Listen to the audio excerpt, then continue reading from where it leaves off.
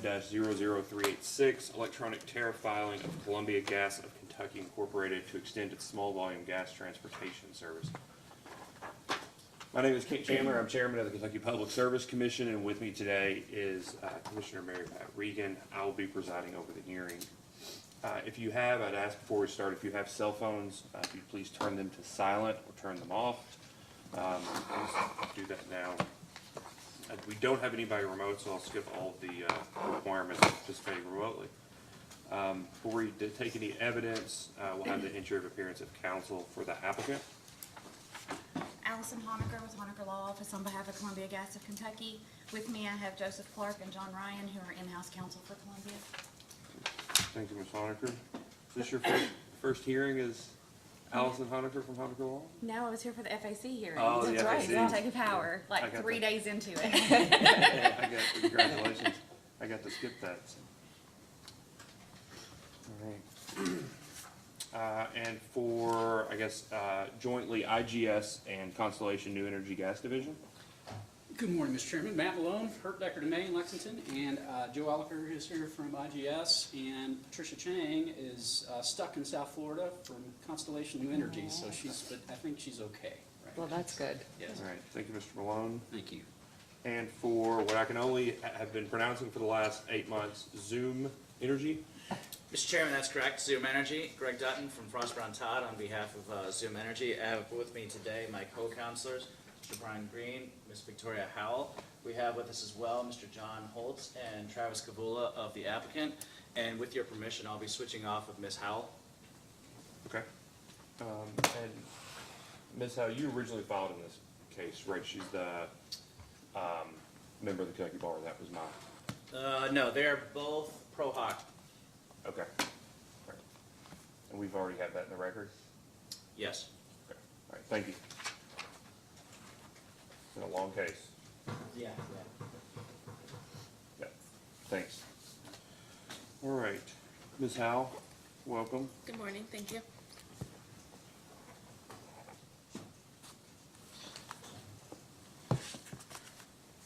And for commission staff? Tina Frederick for commission staff. Ms. Honaker, you'll be tendering witnesses today and introducing them? Yes, we have one, Judy Cooper.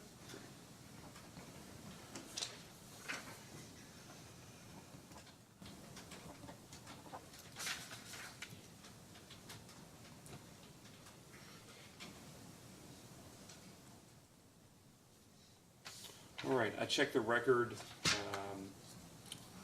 yesterday afternoon, and it looked like you all had provided proof of notice. Is that correct, Ms. Honaker? Yes, we filed it late yesterday afternoon. Okay. And it ran in all the areas timely? Yes, and we mailed some to certain counties where there were only a few customers instead of running it in the newspaper, and we filed proof of that as well. Okay, thank you. All right, and as of about 10 minutes till 9, nobody had indicated their interest in providing virtual public comments and looking at it. Doesn't look like there's anybody here from the public, but I would just at the outset offer up if there is anyone here from the public that would like to provide public comments, you can do so now in person. If you are watching this either live or prior to the submission of the case, you can also provide public comments, written public comments, either by mailing them to the Public Service Commission at 211 Sauer Boulevard, Frankfort, Kentucky 40601. You can email them to the Public Service Commission at psc.comment@ky.gov, and you can also provide them through a portal on our website. The website is psc.ky.gov. So seeing nobody moving to the microphone, seeing there's nobody here from the public, we will take up, I think there are 2 outstanding motions that are necessary one outstanding motion, we'll get to this, before we take up the rest of the hearing today, which is Columbia's motion that was filed earlier this week for leave to file testimony. We'll go ahead and grant that from the bench and subsequently through an order. And then Mr. Dutton, you all filed a motion. I'm just gonna, on our own, or a notice, on our own motion, we're gonna accept Mr. Kavula's testimony. Just ask in the future we do it by motion, because I'd rather go through motion practice than have to go through ordinary motion practice to accept it than I would motion to strike for somebody filing it with a notice. We went through that it's been 5 years now. 5 years ago where somebody didn't sign on to a settlement and wanted to file testimony, but it's just the whole thing. So, so in the future, if you will file that as a motion, we'll take that under, but, we'll go ahead and grant that and on our own motion, accept Mr. Kabula's settlement testimony as well. Understood. Apologies and thank you. That's no problem. Thank you. And then we also got, I guess, Mr. Malone, your notice, so same would go there. Yes, We're sir. fine accepting that, that you all are adopting Mr. Kabula's settlement testimony, is that correct? Yes, sir. Okay. All right. Is there anything else we need to take up before we move to the evidence, Ms. Honaker? I don't think so, Your Honor. Counsel, anything else? All right.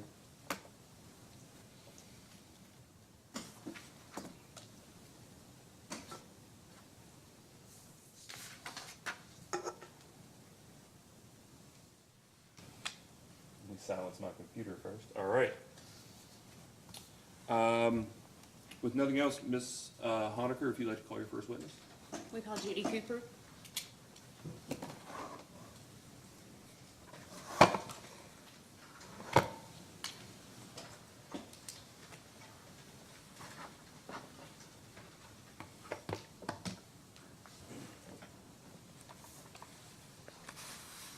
All right, Ms. Cooper, please raise your right hand.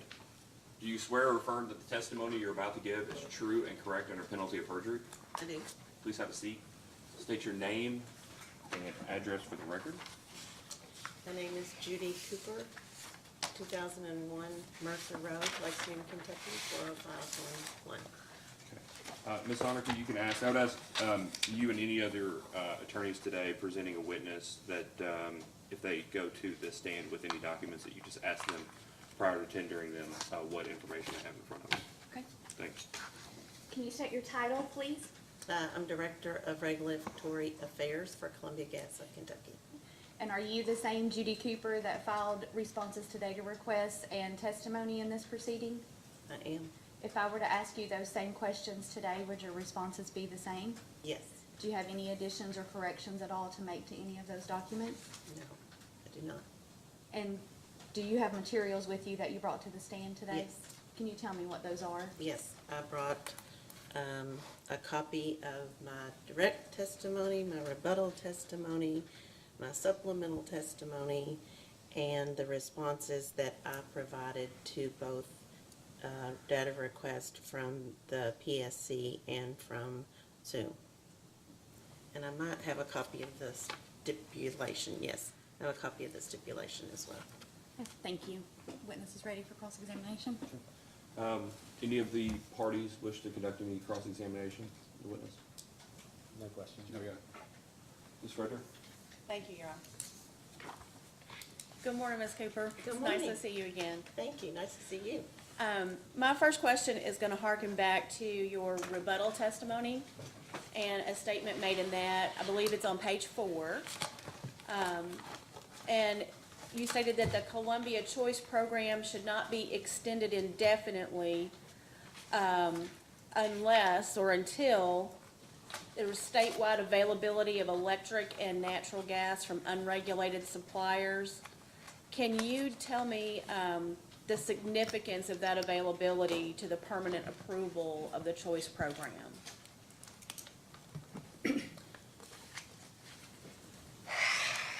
I think the reference is to allow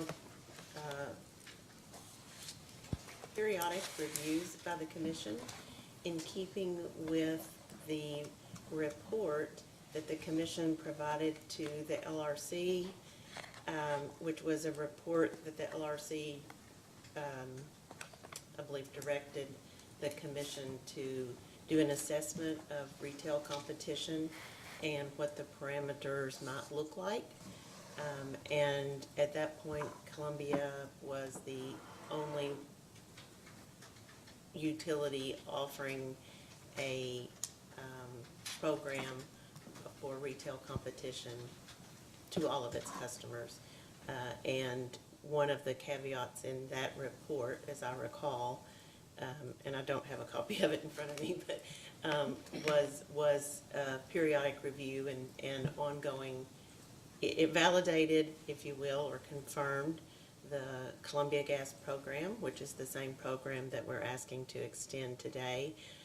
But then it did say that if there were going to be a broader retail competition, there were some other activities that the commission thought it needed additional jurisdiction for that the legislature would have to grant. And also, in your rebuttal testimony, you suggested a process or route to take for a smooth transition should the program not be extended, but should it be terminated. To your knowledge, is this the first time that Columbia has suggested any type of methodology or pathway towards terminating the program? It is not the first time. When was it suggested last by Columbia? It was early on, so maybe around, I'm gonna, 2000, I shouldn't guess, early on. Early. I want, and I do know that the program that we now have, as it now has been established through the years, that it originated in 2005. Okay. So it was sometime prior to, between 1999 and 2005, probably between 99 and 2004. So, and what we might think of as maybe the first wave of this pilot program, You could call it. pre-2005, Yes. okay. You could call it that. According to the June 2020 annual report for the Choice Program, there are about 13,213 residential customers that are participating currently, and 2,013 commercial customers that are participating. Is that correct? Whatever was in the report, I don't have a copy of that. Okay. To, To your knowledge, is that the lowest number of program participants that Columbia has seen in this program? oh, I don't know. Okay. And do you know what the highest number of participants in the program would have been? No, not off the top Okay. of my head, no. That's fair. And according to the offers that are available on the website currently, there are 4 marketers that have current offers. And to your knowledge, is that the lowest number of participating marketers that Columbia has seen in the years that it's offered this program? I don't know if it's the lowest or not. I do know that there are, as of September 1st, 4 marketers with offers that were available at that time. Okay. Do you know when the highest active amount of participants as far as marketers would have occurred? No. I know there have been times when we've had, it's expanded and contracted. And we've had some that have been, I guess, from very early on, from in that wave 1. And some that were not in wave 1, but they're marketers now, and some that, there have been changes in and out of participants, but I don't know what the greatest number that we ever had was, more than 4. Okay. I don't know what the least number was either. Okay. And is it Columbia's position or belief that customer participation in the program is related to marketer participation in the program? I don't think we've ever, I don't know. I don't know. The relationship of the number of marketers that are participating and the number of customers and any correlation participating, that has not been explored or discovered by Columbia at all? No. To what does Columbia attribute a decline in customer participation in the program?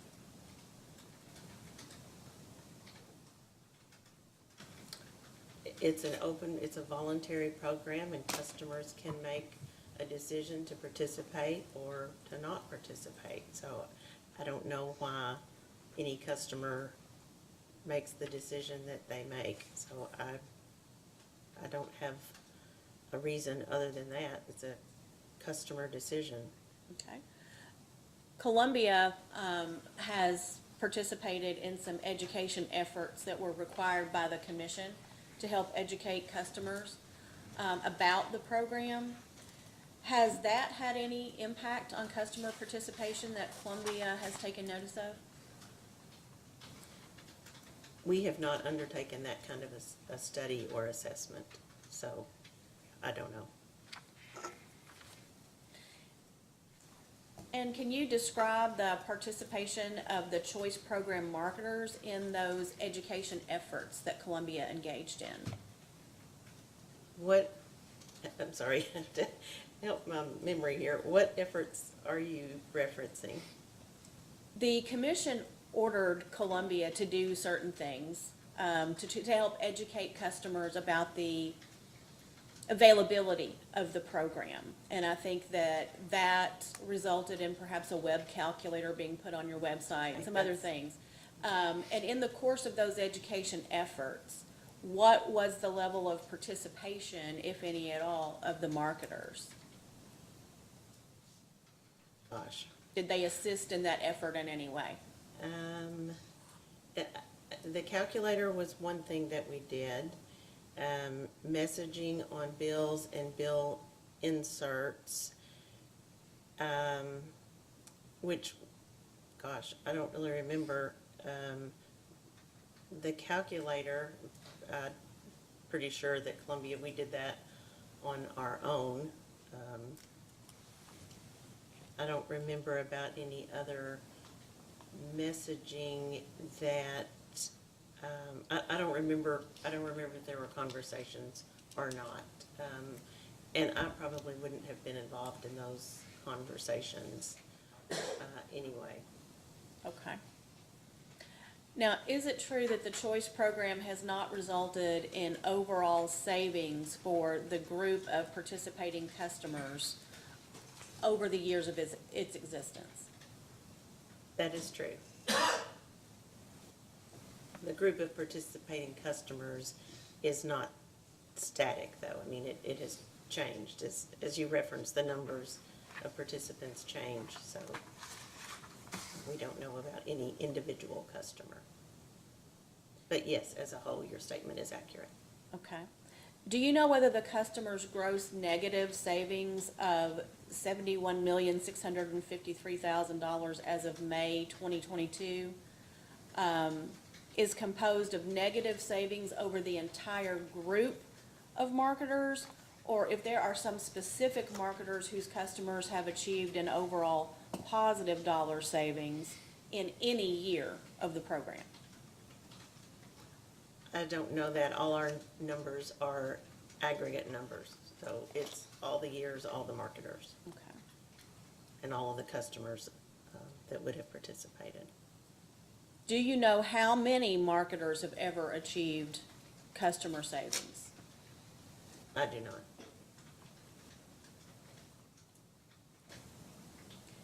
Is there any way that you could provide that information in a post-hearing data request? The number of, Marketers whose I don't know, but we can certainly see if we can, we will. I don't know, because I don't know the program, if the programming is there to allow us to extract, and what time period would you be interested in? If I can speak, we can look into that. We don't know if the computer system breaks that out at all, or if it's just all aggregate data for all of the marketers that kind of come in together. for Okay, we that wouldn't system. necessarily be looking for marketer identities to be provided, if that was gonna, present a problem. But just if there are any marketers whose products, whose efforts, whose customers have benefited in a positive savings. And we can look at that. and see Yeah, if we the can look, computer we're happy to system- look at it. I don't Okay. know the answer. Okay, And we But don't know if happy it to all look goes at into it. the computer system per marketer, or if it just all kind of comes in together. We don't know Okay. if we can even determine who would have been the marketers for each of those numbers. okay. We will ask the question, and, you guys can do your best to respond, I suppose. Okay. Okay. What is Columbia's current view as to why customers want to have the option of buying their own gas?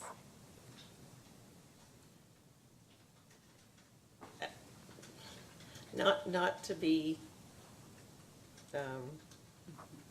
flippant, but I think it's the American way. I mean, people want to have a choice, and what I choose and what you might choose, could be two different things, and I think we just like to have a choice. Whether we use it or not, and whether I think your choice is good, or you think my choice is good, or I think your choice is poor, and you might think my choice is poor. It's just the value of having a choice, whether you use it or not, and it's not forced upon you. And about the survey results that were filed with this tariff filing, is Columbia concerned that customers don't always know whether or not they are a participant in the choice program? If you would think that people would know, but if you ask my husband, he wouldn't know. And if you ask my children, who are now in apartments of their own, what kind of fuel they had, they wouldn't even know, except if they have a gas cook stove, they'll know they have gas to cook on. But if you ask them, what's their furnace, they don't know. Are we concerned? I mean, we probably should be concerned as a, as a population that, I don't know what interests people, again, differences of opinion. We put it on every single bill in 2 places. It's on every single bill. They get a message. I don't know what more we could do to make people aware that they're a participant. But in the stipulation, which I'm here to support that stipulation, one of those provisions is a working group. And I think that would be a wonderful matter to discuss with a working group of interested parties. And I had some questions for you about the working group, but I wanted to go back to the prior working group that you mentioned in your testimony that was submitted to support the stipulation. You mentioned a working group that had taken place years ago. Can you tell us when that working group was formed? Yes, so when the program was originally created in 1999, there was it wasn't called a working group, it was called a collaborative back then. And that collaborative provided input into the original design of the program.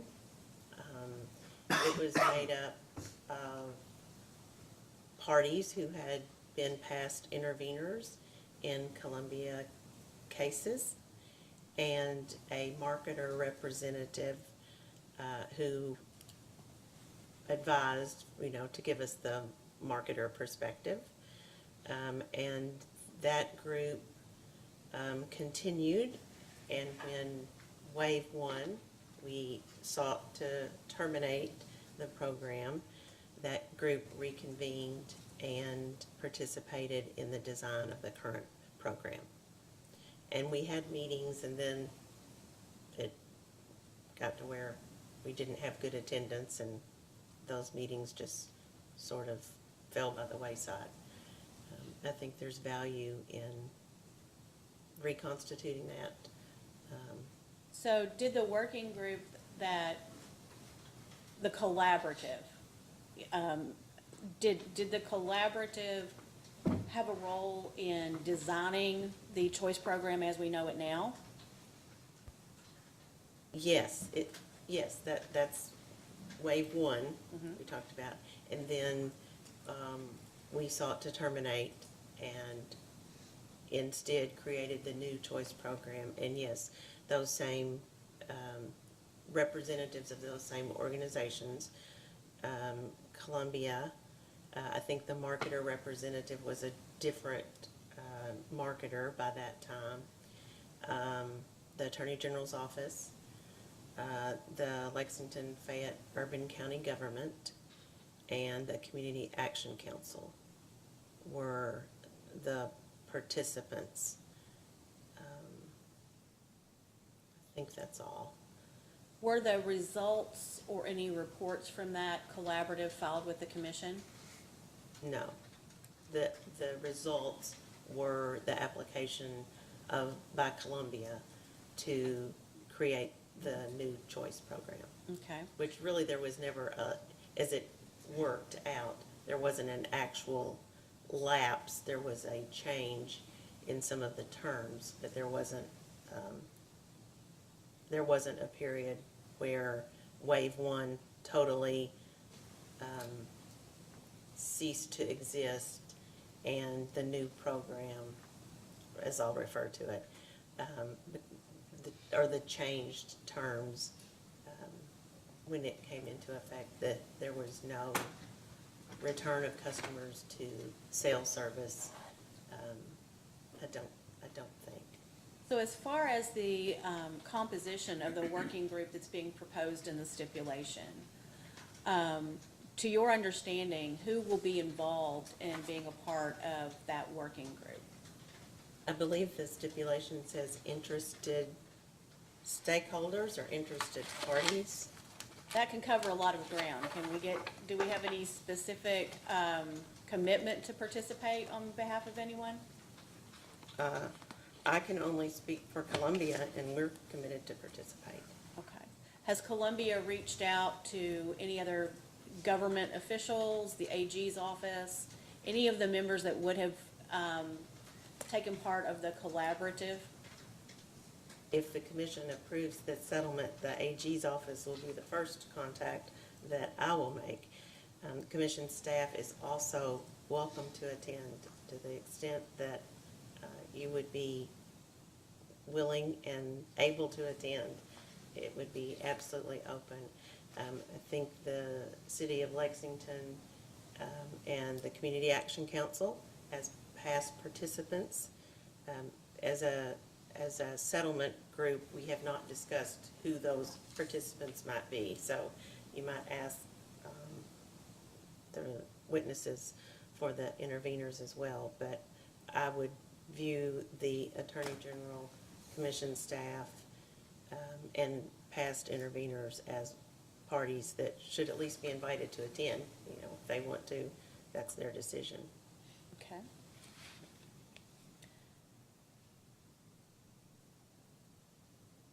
And can you confirm that this working group, as it is conceived by the stipulation, will meet at least twice a year? Yes. Is it a possibility that the group could meet more often than twice a year? If everyone agreed to, absolutely, yes. Okay. But twice a year would be a minimum. Yes. And back to the customers of the choice program, I want to talk just a little bit about some of the commercial customers. Specifically, do you know what the annual volume of the largest participating commercial customer in the choice program would be? What the annual volume of the largest, no, I do not know. Okay. If we were to It would be ask, something less than 25,000 MCF a year, because that is the maximum If we were to ask that in a post-hearing data request, is your computer programming set up to provide that information? Not necessarily identity, but the volume of the largest commercial participant? Maybe. Yes, if you'll ask it, we'll certainly, and it would be a point in time.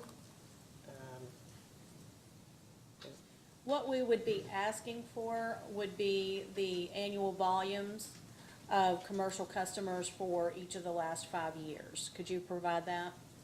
For just the greatest, the highest volume? If we were to ask for all commercial participants in the program for the last 5 years, their volumes.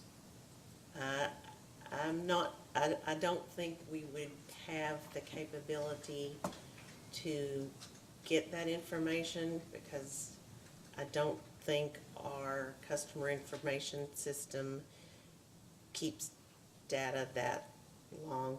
But please ask and we'll provide whatever we can. Okay.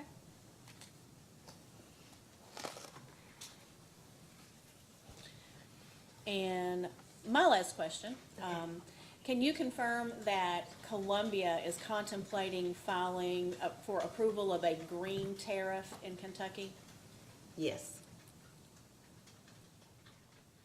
Chairman, I have no further questions for this witness. Mr. Regan? Yeah, thank you. I'm just kind of coming into the case a little bit later. And your position again? I'm Director of Regulatory And- Affairs for okay, and how Columbia long Gas have- of Kentucky. Okay, and how long have you been in that position? 24 years. Okay.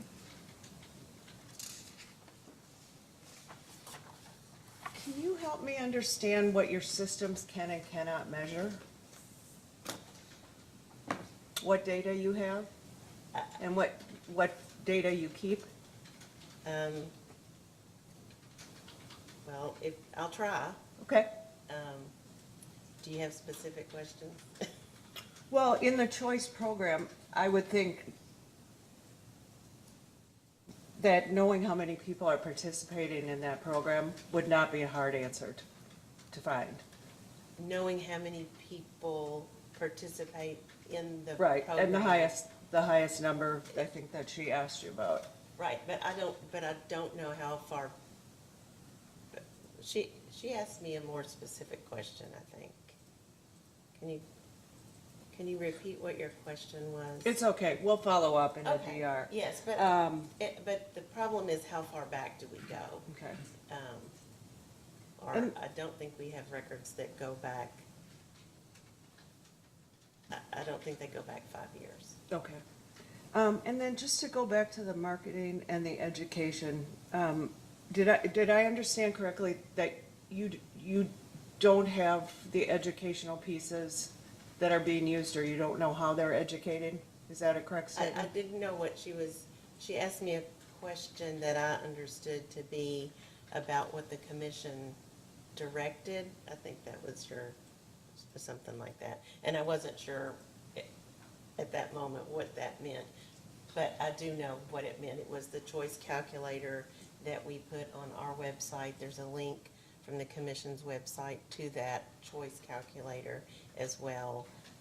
It was additional information on customer bills, yet again, bill inserts, newsletters, and on the Columbia Gas website. It was additional information in education materials and verbiage that was provided there. Okay, Yes. thanks. That's all I have.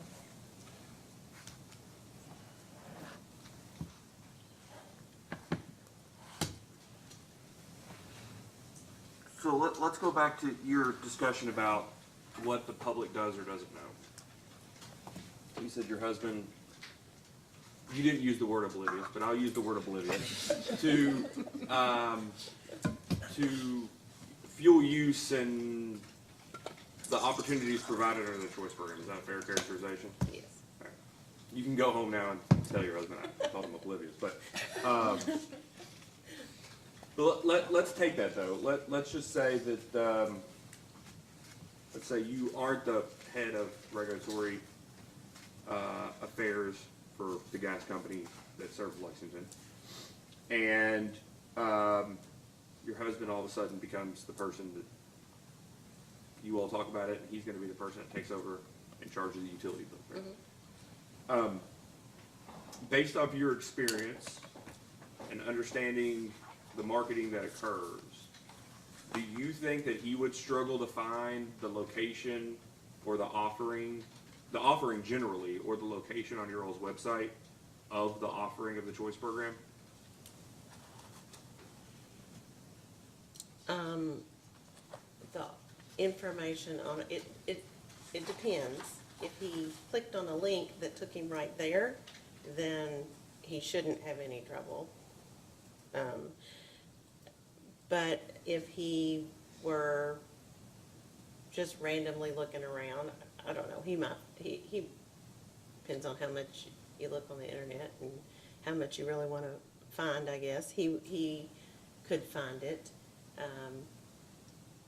I will say that the placement of the page, you know, I think that's something that the working group could advise us on, because it could be an opportunity for improvement, I'll say, the placement. There's a banner that runs, but that banner is not always there, so depends on the timing. If you catch the banner, then it's real easy, but if you don't catch the banner, then you might have to look a little harder. I guess I'm thrown off by not the need for a working group generally, but why a working group needs to take that up, in the sense that it's a program you all offer in a state in which there is no other choice offering for, well, there's no choice offering for water or sewer that I'm aware of anywhere, but electric and gas, certainly, everywhere else in the state. So if you've lived in Kentucky your entire life, or your entire adult life, you might not even have an appreciation that in other states it's even an option to have a choice in your commodity supply, right? That it would just be a no-brainer to make it a bit more obvious on the website of the offering that people might not even know is a legal possibility. Yes. Yes, I don't think it has to have a working group. The working group might be helpful because they bring a consumer perspective outside of just the internal people who are looking at the design of a website. I don't design websites. I do know a banner is something that goes across the top of it. But, you know, I think that's an opportunity there.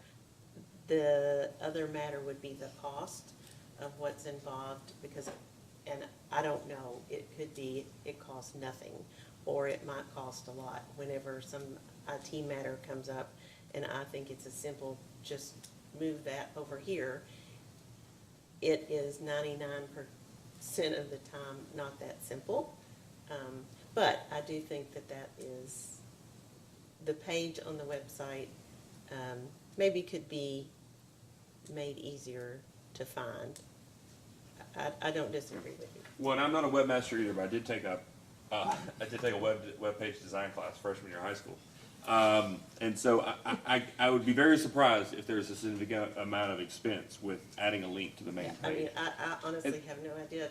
Well, and that seems to be a no-brainer. I've seen no argument against it, right? No pushback, no concern. It's a program that you're perfectly content offering because you've asked for the program to be continued multiple times for different periods. And I guess it brings me to like a bigger set of questions on what do you all envision for this? So let's just take this for instance, right? So it is September the 29th, okay? You all, if this is approved, I don't actually know per the terms whether it's 90 days after approval of the working, of the, let's see here, let me get this right. With stipulation. I know there's a 90-day, within 90 days of the entry of the final order in this case, okay? So, let's just say, hypothetically here, it takes us a month, because, you know, this isn't, of course, we've done nearly 50% more orders this year than we did 4 years ago, so it's not like we don't have anything else to do. But let's just say it takes a month for us to do a final order on this case. You all would have to convene the working group for the first time within 90 days. So let's say you all take your time, and it's 89 days after the entry of the order. We're in 2023 at that point, right? And we're part of the way through the winter heating season, right? Likely, yes. Yeah. And so if the first time adding a button to the front page of the website is discussed in January of 2023, any benefit of enrollment for the winter heating season is effectively lost at that point, because that's when the conversation is going to happen. And so if the company takes no movement on that very simple, straightforward issue before then, even before it asks its webmasters, hey, how does this, how much is this going to cost? What's this going to entail? What should it say? Anything like that. You would agree that any benefit of moving that to the front page, assuming there is a benefit, is lost for the entire winter season for 2023, 2028, right? If all of that timing were to be exactly as you have used in your sample, then, you know, again, I don't know how long it takes to make a change like that. Seems to me like it's probably not very much, but I don't know, so I shouldn't guess. Well, I think that's a fine answer, but that's, I guess, actually my point is, would it make sense ahead of, well, would it make sense to prioritize the meeting ahead of the winter season is the first question. And the second is, would it make sense, in your opinion, for Columbia to come prepared whenever the meeting occurs with, you know, what the two intervener suggestions are, maybe already come with a suite of, you've looked into certain things, you have certain questions you'd like to ask them, you maybe have rough dollar figures of what they might cost or how long a job might take. Would you agree that it would be reasonable for you all to show up to that first meeting having a suite of proposals and background information on the things that were at least brought up during the pendency of this case?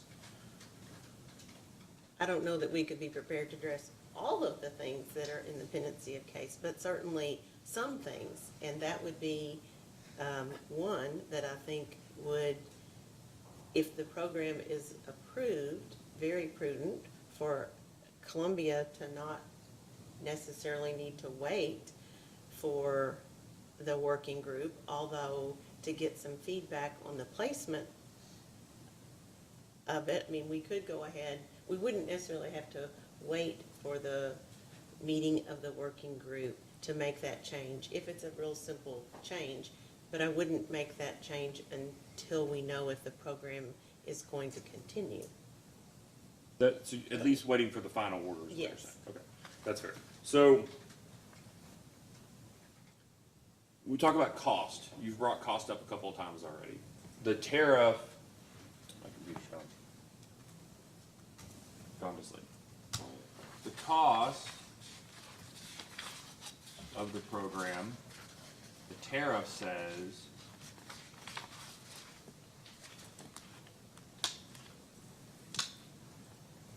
that each marketer shall pay 5 cents per MCF for all volumes delivered to the marketer's aggregation pool during each billing period.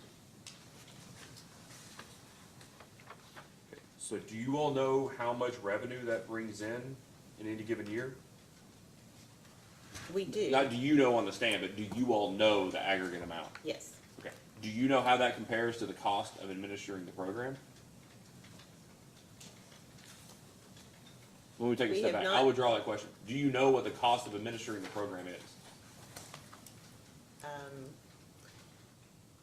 I do not know what the cost of administering the program is. Okay. And I think that that's one of the takeaways I took from the testimony in this case, is that the pushback in, well, in your rebuttal testimony, quite a bit of it was about cost and cost shifting and pointing back to previous commission orders and were concerned around subsidization, but you all don't know, by definition, because you don't know the expenses, whether there is any subsidization of the small volume tariff today, or the other way around, that the expenses, that the 5 cents per MCF is more than covering any expenses related to it, and therefore, the marketers are actually subsidizing residential and commercial rates, right? We have not undertaken a study. When the rates were produced, and there's not, there are tasks that are performed for the administration of the choice program, and there are tasks that are performed for customers who are tariff sales customers. A lot of those tasks are the same, but there are some tasks that are different.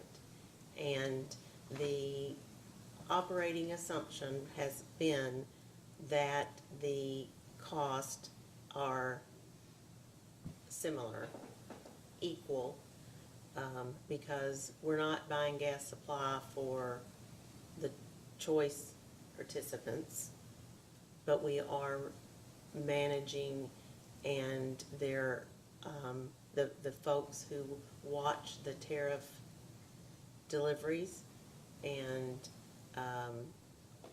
are the people that there are doing the same work watching the choice deliveries. So they're watching the volumes that come in and matching those to what they're requested to provide. And they're doing the same thing, it's just some of it's for tariff sales, some of it's for choice. But the same could be said for industrial customers that aren't under the small volume tariff, right? They're under a different delivery service tariff. Yes, it's totally different. Right, and then, okay. So you got in your response and rebuttal, where you said, is it appropriate that Columbia or the Public Service Commission bear the costs associated with these recommendations? I think these recommendations were in our, Zoom Energy's witness.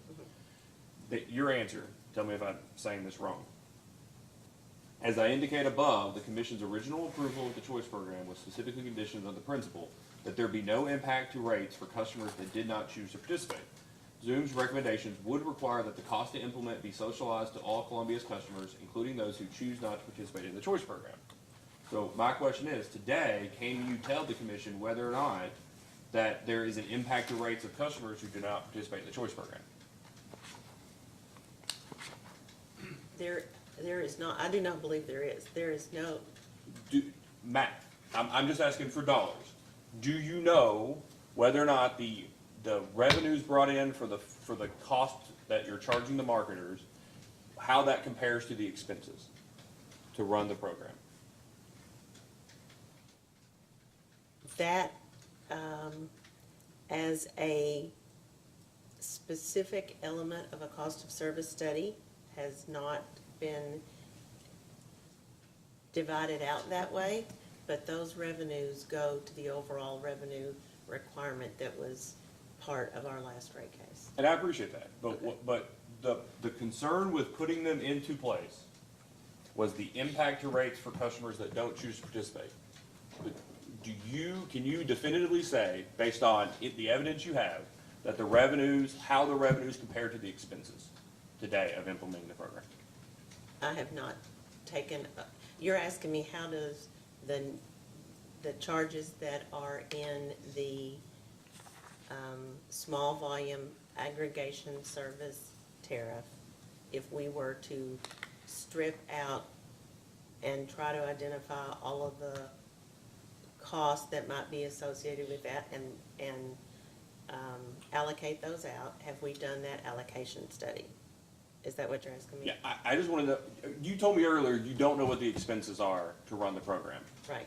So how is it that you can use the subsidy concern as a way not to implement anything new in your rebuttal testimony, yet you don't know today whether or not there is a subsidy with the current program that you're requesting be continued? There's not a subsidy by the tariff sales customers of the choice program, I do not believe there is a reverse subsidy either. When the choice program was created, there was a lot of IT programming required to change the billing systems to be able to track and bill accurately and to identify on every customer's bill the gas cost and who provided it and the contact information and those sorts of, that detail that was not present before, and that has to be maintained. I don't think, there hasn't been a study to look at what that cost. The charges that are included in the small volume aggregation service tariff that are paid by the suppliers under that tariff, I think are reasonable and fairly cover what cost if an allocation study were to be performed.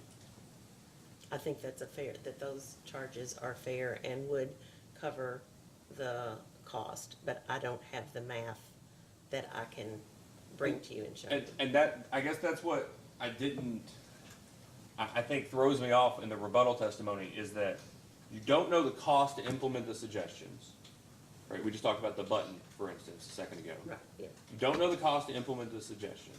You don't know the current expense of the program. But implementing the recommendations would require the cost to implement be socialized to all customers.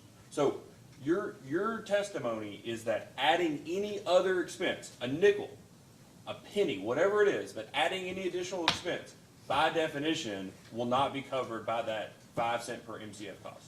My testimony, as maybe it wasn't clear, but what I meant was implementing all of those recommendations, taking all of the things that were in Mr.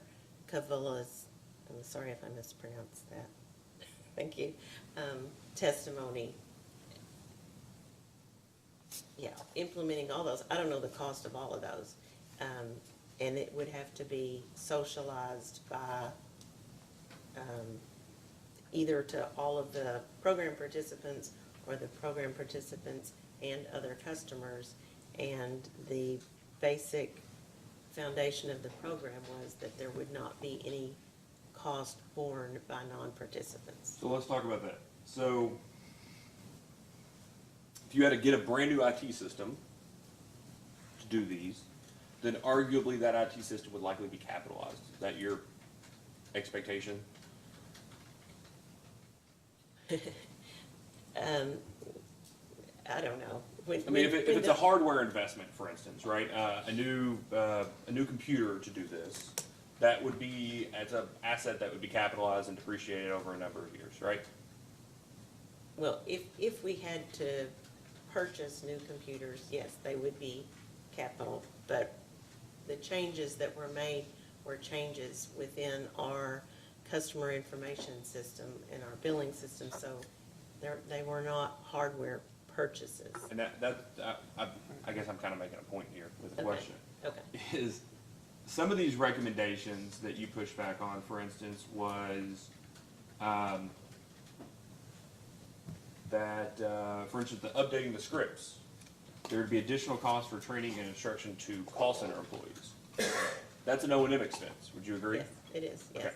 But you will also have a rate case stay out. Is that correct? That's correct. So assuming that this would occur this year or next year, those O&M expenses would not be recovered from customers or socialized in customer costs because they would be one-time O&M expenses and therefore wouldn't show up in a forecasted test period after the end of your all's rate case day out. Is that fair? They would not be recoverable, that's true. Okay, so was that so the cost is the recovering from customers, but would you agree that you all may also be concerned about not just the cost being passed on to customers, but incurring the cost and it being hit to your all's bottom line? Yes. Okay. And so it goes back, going back, Okay. I don't I'll just tell you, I have no evidence whatsoever that 5 cents is the right number per MCF. And when you're talking about cost and you say that you believe in your experience, that is fine. But we have no expenses to compare the revenue. Would you agree? There's not anything like that in this record. Well, not in this record, but you telling me that you can go back without conducting a fully allocated cost of service study, that you all have somewhere an easily identifiable record of the expenses to run this program, that you can compare to the revenue of 5 cents per MCF? We do not. Okay. And when the program was designed with the collaborative working group with the participants that were a part of that process, it was a discussion as to what would be the cost to offer this program. And the costs were in software to enhance the customer information systems and the billing systems.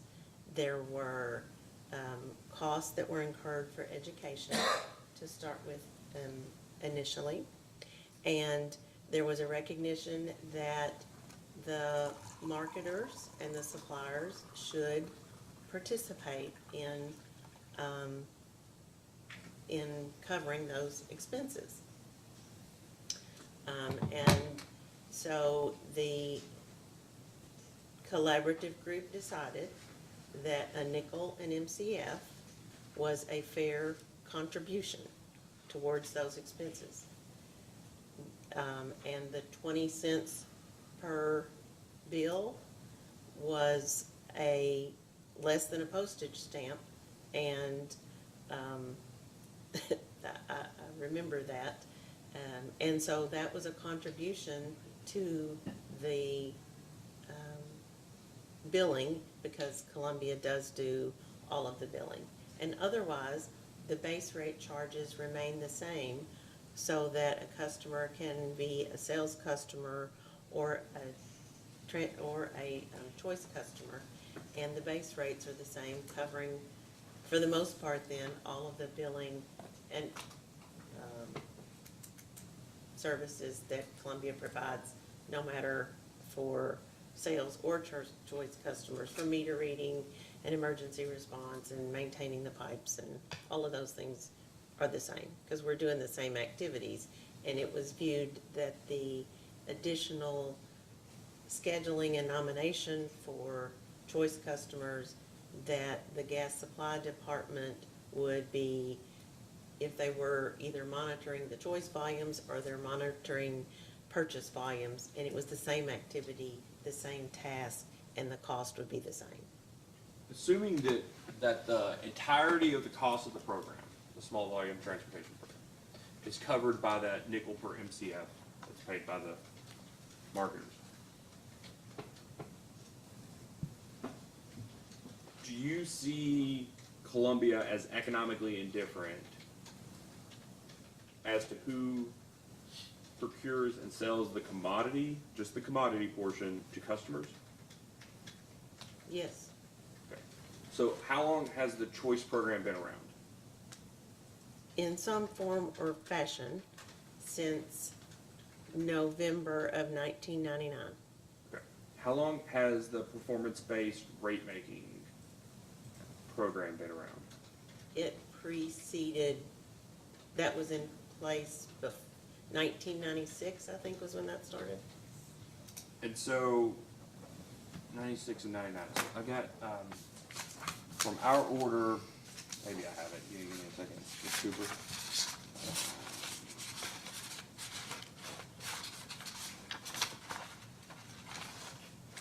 Printed off this morning the page 4 of our order in the last PBR case. You were a participant in this case, right? Yes. Columbia's PBR 2020-00378. We included a table in there that was from your testimony that looked at the different savings from performance-based rates. And there, I think the savings fall into 3 categories, correct me if I'm wrong: GCI savings, TCI savings and OSSI savings. Does that sound right? They do currently, yes. Okay. And I've got here for, these aren't calendar years, right? They're maybe mid-year to mid-year years, is that right? Yes, I think that runs July 1st through June.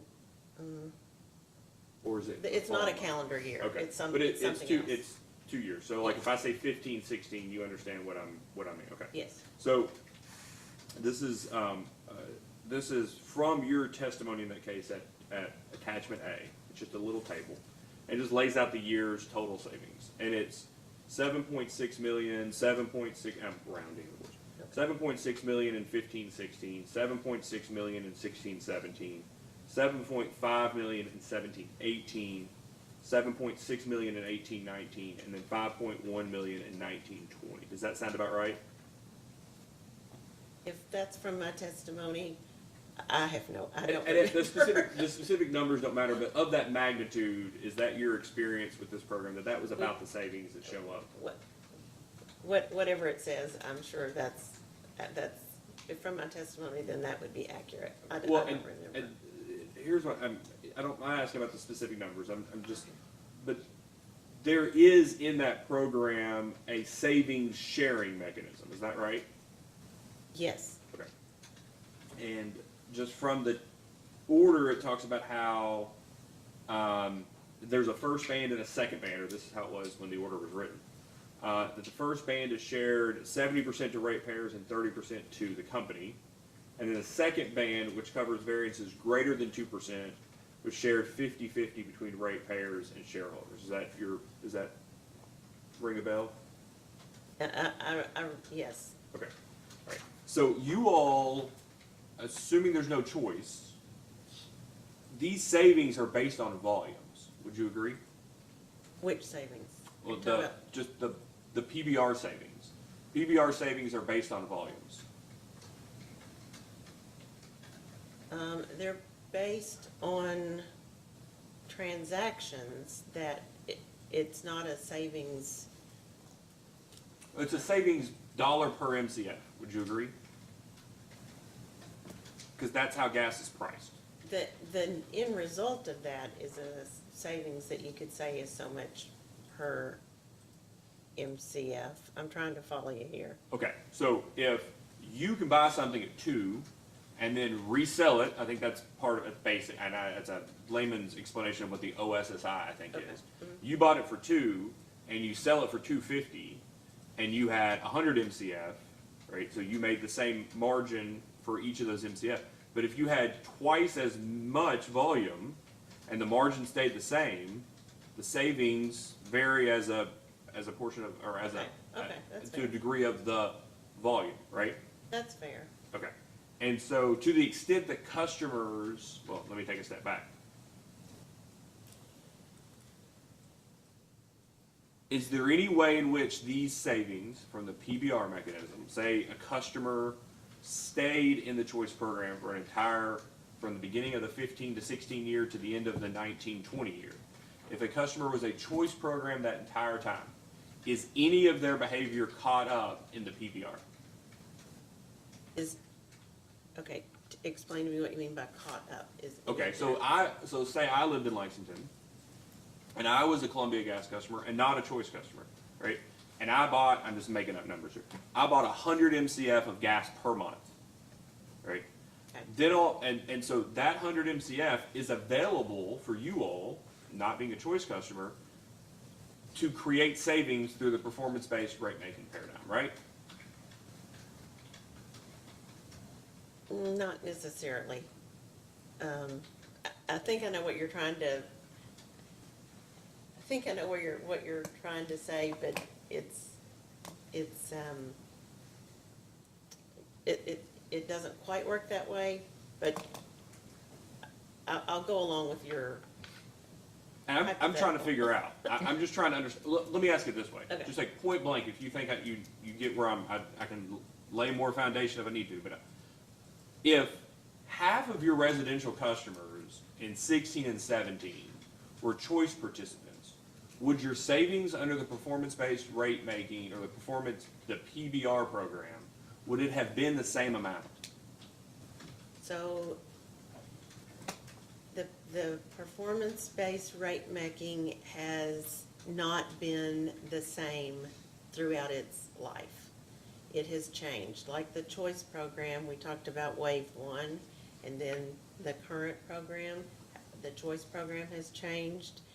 The components and the sharing percentages of the PBR mechanism has changed over its life as well. So if you want to pick out that year, are you asking me specifically about 16, 17? No, Or just in general? I'm just saying, in any given year, Okay. taking whatever the rules were present during that year, if half of your residential volumes were choice customers instead of you all procuring the gas on their behalf, would all of the PBR results be the same? Not necessarily, no. Not necessarily. They would not be the same, right? No. Because it would have been 100, I'm going back to the example, it would have been 100 MCF instead of 200 MCF that you made that 50-cent margin on, right? That's just one component of it, though. That's right, but So, that's the OSSI component. That's the OSSI component. Okay, so if you purchased 1 billion MCF at a certain price, and you were using it for your other component, the GCI component, and you compared that billion MCF to a benchmark amount, right, to calculate the savings, you're assuming you purchase it at a lesser amount than the benchmark. There are more savings that result from that than if you purchased 500 million MCF compared to that benchmark.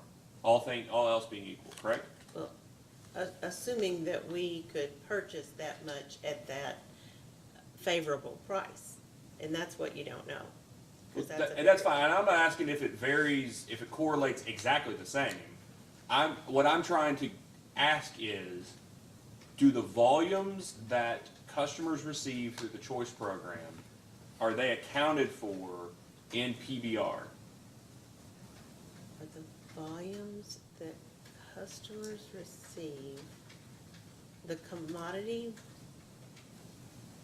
so there's the commodity and then there's The the transportation. transportation that goes along with it. Are the volumes, I'm having difficulty following you, I'm sorry. Well, so let me ask it this way. Okay. Extreme example.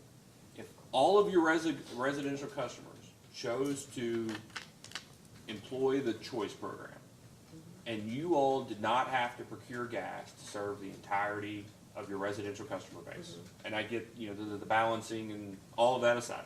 Okay.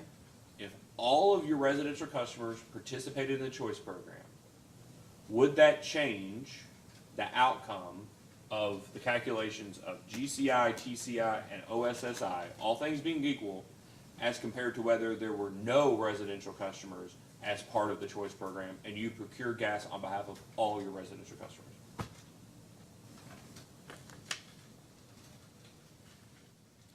Okay, so I got confused, because at first I thought you were saying we bought no gas for tariff customers. We Yep. had no tariff customers. Yep. And Compared then to, if we had, then I thought I heard you say, if we had no choice program, then we're buying all the gas. And the outcome of the PBR would be different under both of those scenarios. that's what I'm trying to make sure that I'm clear of, is that you need non-choice volumes in order to create GCI savings, correct? We need non-choice volumes to create. Let me withdraw that question. Let me ask it this way. GCI savings is wholly dependent on you all needing to procure gas on behalf of customers, correct? That component, yes. Yes. How about TCI savings? TCI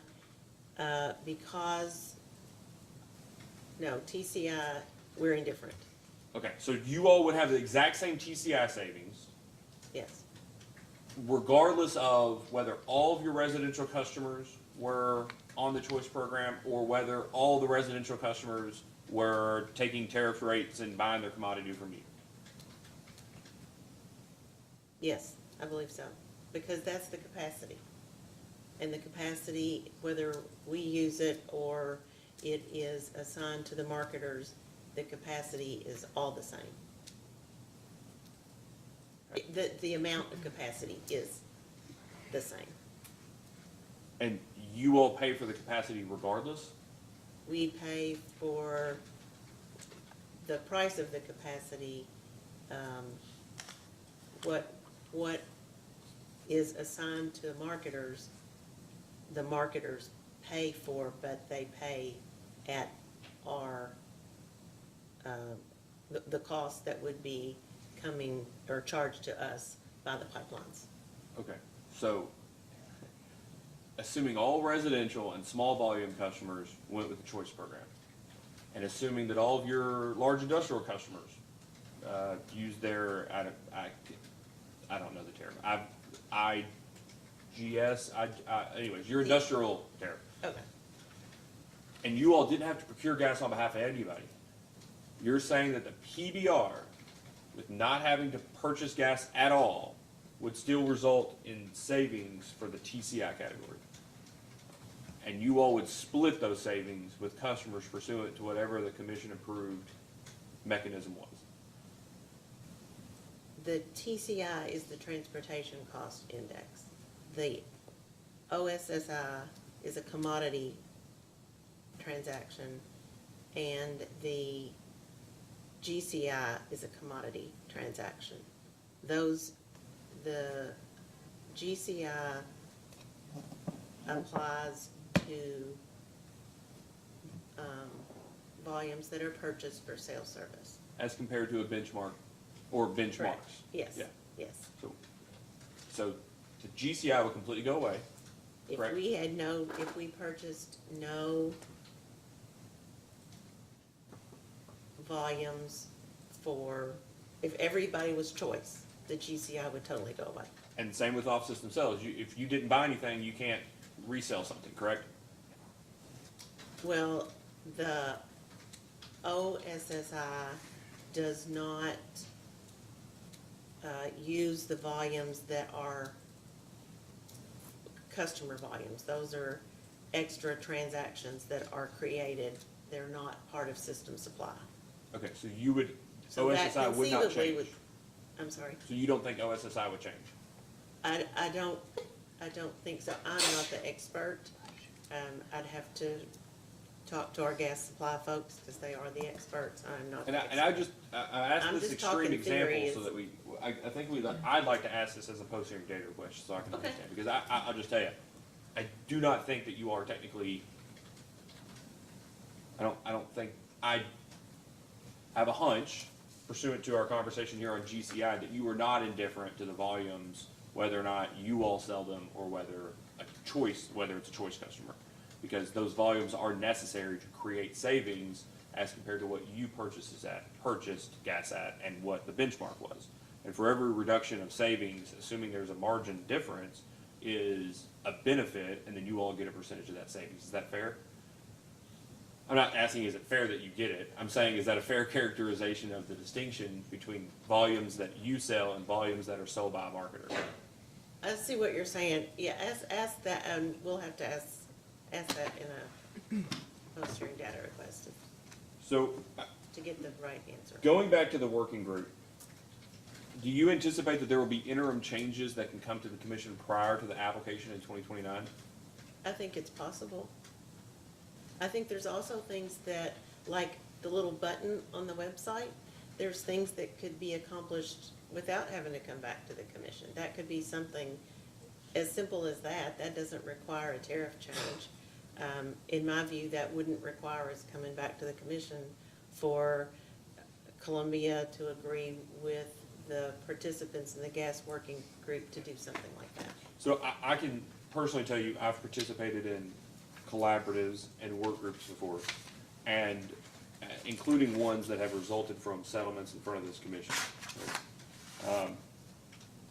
And I've been part of some that the utility shows up and says, we're gonna talk to you about this, and then we're gonna have checked our box because we agreed that we would do a working group, and we've done the working group, and our commitment ends there.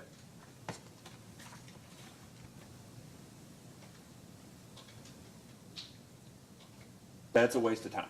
It's a waste of everybody's time.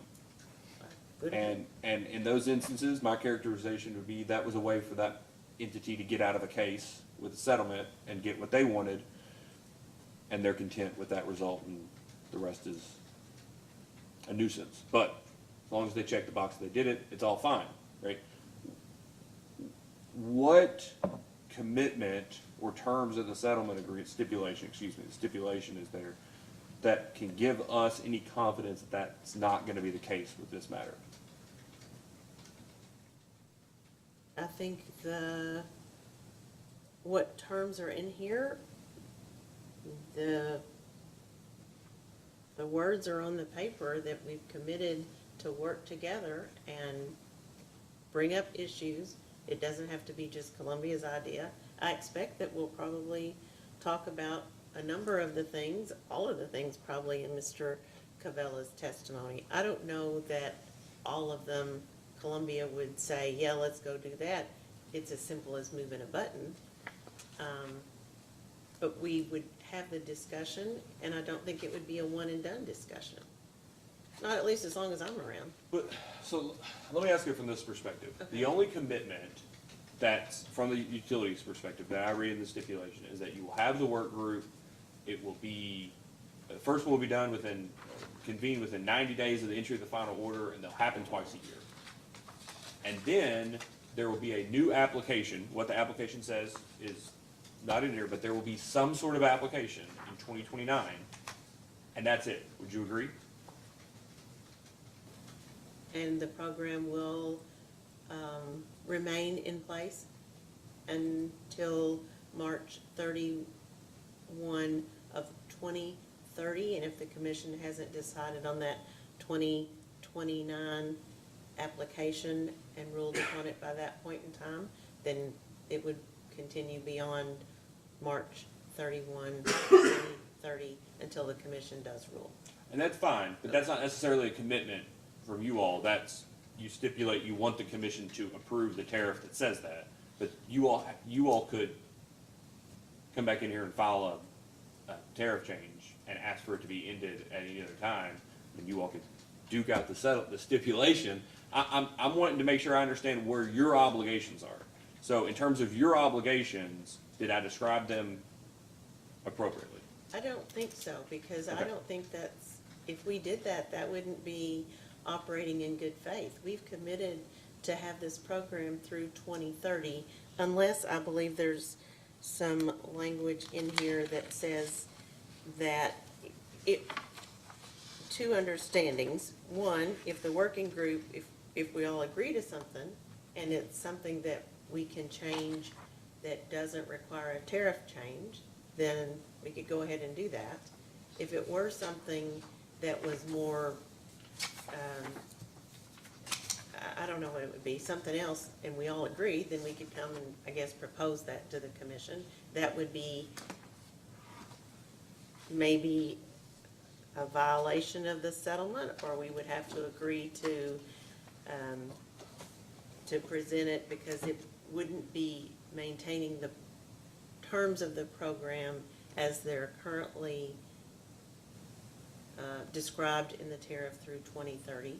I think you're getting the point of my question. Okay, is- but the other point is that there's language in here that says, so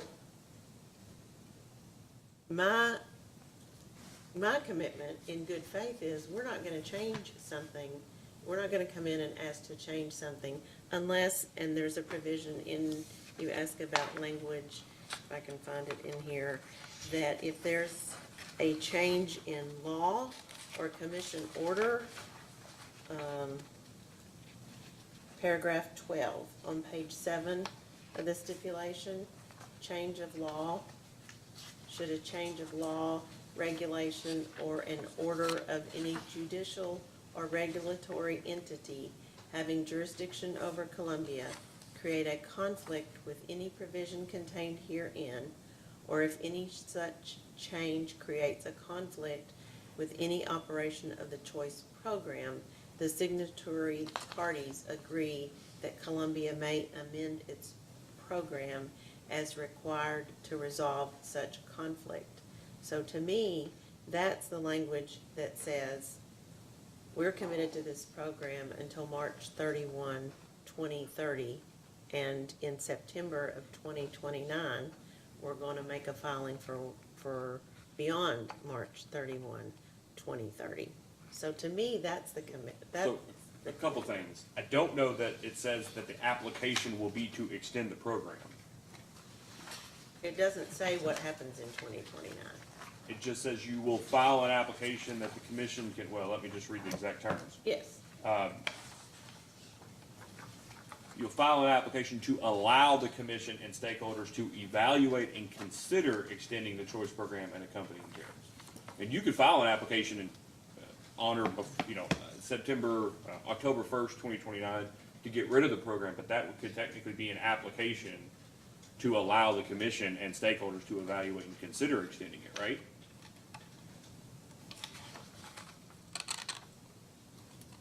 yes, Okay. That's So the other very thing is, the choice program is basically the tariffs that apply to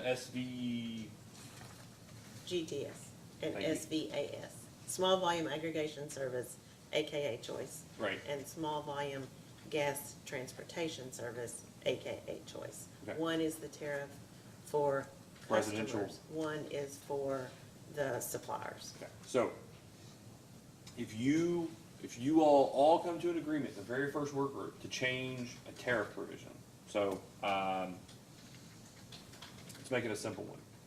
So today, no less than 60 and no more than 90 days before the expiration of a contract that's at least 6 months in length, the marketer has to give notice of termination or the expiration of the contract, right? Right, If you all get together and you want to change it to say, no less than 60 and, okay, you all want to change that tariff provision. Is it your understanding that this stipulation allows you sometime before September 30th of 2029 to come and file an amendment to the choice program?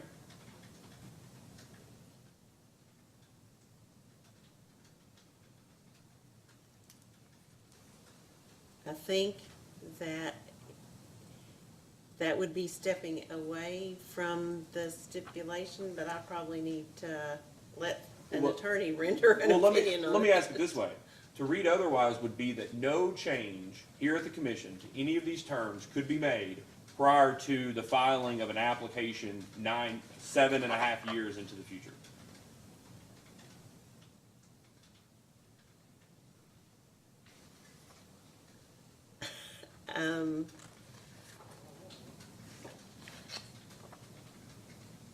I don't know how to answer that. I mean, you all are the only people in this case that we regulate, right? Yes, Okay. Our jurisdiction extends to utilities in the Commonwealth of Kentucky. You have tendered with us a stipulation that says you're gonna do a work group that is going to meet for the next 7 years, twice a year, but no changes to the program that you all administer through the tariffs on file with us and approved by us, that no changes will occur to the actual program for 7 years. Is that right? I guess no changes that require changes to the tariff, Okay. unless there is a change in So law, let- regulation, or some other operational reason. So do you have Mr. Kavula's testimony or Mr. Chris's testimony in front of you? I do not, I only have mine.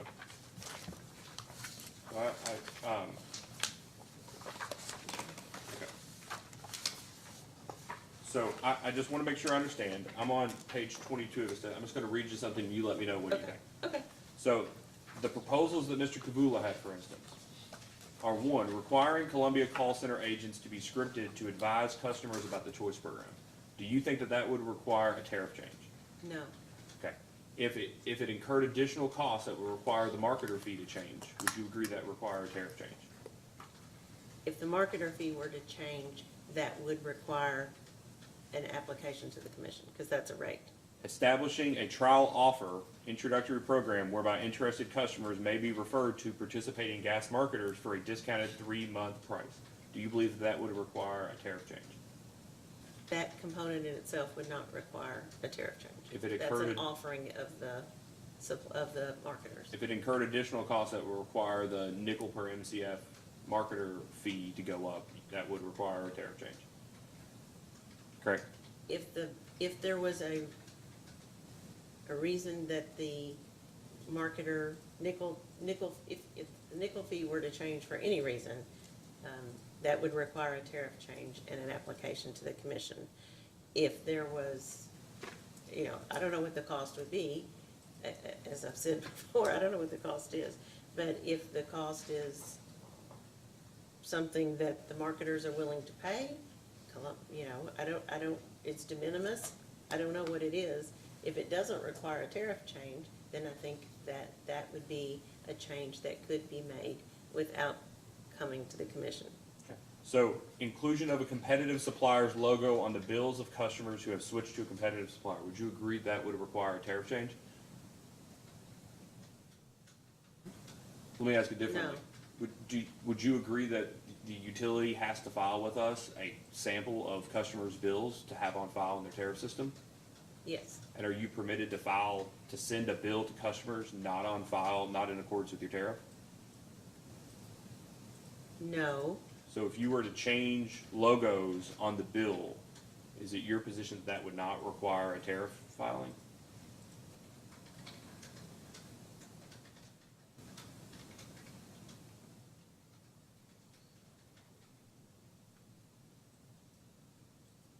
I'll withdraw the question, go to the next thing. Okay. Increasing the visibility of the choice program on the Columbia and Commission website. We spoke of that one earlier, right? yes, And that one would not require a tariff change, is that your understanding? correct. Okay, but it might include additional costs. It might, Okay. it might not, I don't know. Creating a dynamic shopping website that allows customers to compare and sort offers by a variety of features. Do you think that would require a tariff filing? No, Okay. Implementation of multifaceted consumer education campaign. Any tariff filing? no, How about the commission requiring Columbia, so maybe that's the operative word there. The commission requiring Columbia to implement day one switching, seamless moves, accelerated switching, and shop with your wallet to make it easier for customers to participate in the choice program. the only one I caught was day one switching. All of the rest of those, I don't really know exactly, I don't recall exactly what they meant, but some of those, I think, would require tariff changes because of the details of when a customer enrolls and when their supply becomes the responsibility of the marketer and no longer Columbia is specified in the tariff. That's right. So then the consumer Some of protection, those would require a tariff change. and then the consumer protection proposals, requiring suppliers who serve on month-to-month contracts to give written notice to customers if prices are increasing more than 30% from one month to the next. My inclination is that would require a tariff change. Would you agree? I think that could be done without a tariff change. Okay. I mean, Requiring suppliers with customers on fixed-term contracts that automatically renew month-to-month, or for a fixed term of longer than 1 month to provide at least one notice to customers no less than 60 days before the contract is set to expire. That would require a tariff change, right? Because it's similar but different than the current 60 and 90-day language for a 6-month contract. yeah, that's what I was gonna say. I don't remember the specifics of exactly what's in the tariff. There are requirements in the tariff for notification. I would say as long as those notifications are met, a provision that if a marketer were to provide notification, as long as it met that requirement, but if they wanted to give more advance notification, then that would be permissible. But that's not but what it wouldn't the, be required. but Okay, that's I not what the didn't- requirement is though, right? I mean, that's what I'm saying here. This is a different requirement for customers, that automatically renew month to month or for a fixed term of longer than 1 month to provide at least one notice. The tariff is about contracts that are in excess of 6 months, Yes, right? yes. Okay. Then there's also one that says, that it should require a $250,000 security bond for suppliers planning to use door-to-door or outbound telemarketing sales channels. Do you think that would require a tariff change? Yes, And then prohibiting retail products that directly pass through the daily spot price for natural gas. prohibiting what? Retail products that directly pass through the daily spot price for natural gas. Prohibiting that? I don't know, I mean, that could be that's a supplier offer, and, we If, don't, if anybody was going to prohibit it, you can't prohibit it on offer, but the commission could, right? well, we could prohibit it through our responsibility to manage the program. If you thought that we shouldn't be prohibiting it, then you could tell us not to through your jurisdiction over us, but Through the terms of the tariff. right, but something like that, that's our responsibility, to manage the program and administer the program, if it were deemed by Columbia to be a violation of the code of conduct, maybe that was not, something that was clear to customers, or it was, in some way deemed a violation of the code of conduct, and we would prohibit all marketers, treating everyone in like manner, then I would say that we could make that kind of prohibition. And then if you, as, your reach to the marketer is through Columbia. So if you thought that we had, made that prohibition, and you thought that that was not using good judgment, or you thought there was some reason that we should have acted differently, then your jurisdiction over to Columbia to say, Columbia, you shouldn't have done that, then that's how you have the, But your all's code of Jurisdiction conduct is over not the in the market. tariff, right? Your all's code of conduct is separate. I'm sorry, what? Your all's code of conduct is not, It's in the tariff. it's the entirety, so, but what I'm trying to say is, you're saying you can put that into place without a change to the tariff. Put a prohibition on a particular type of offer. Yeah.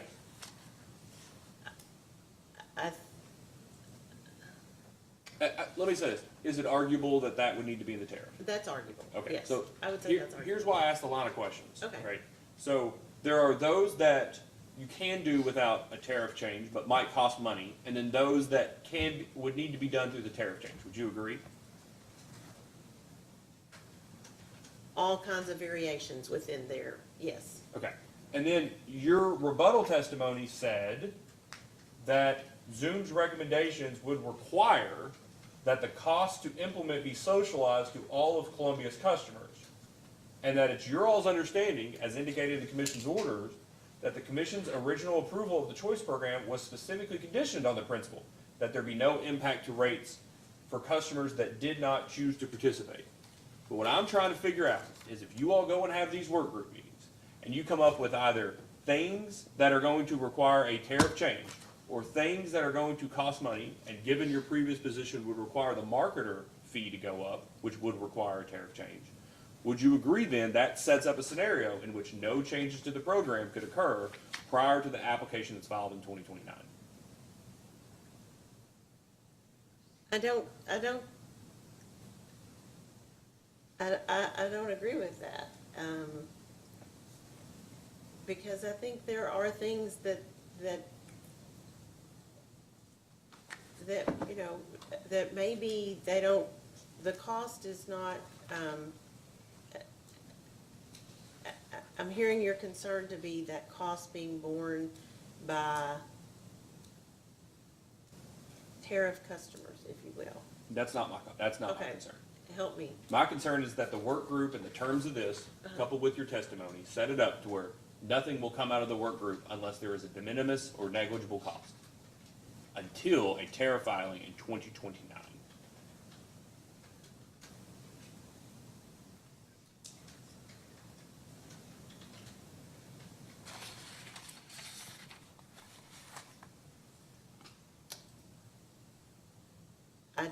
I think, I can see how you're construing that, and maybe that is, an interpretation. That was not my interpretation of the stipulation.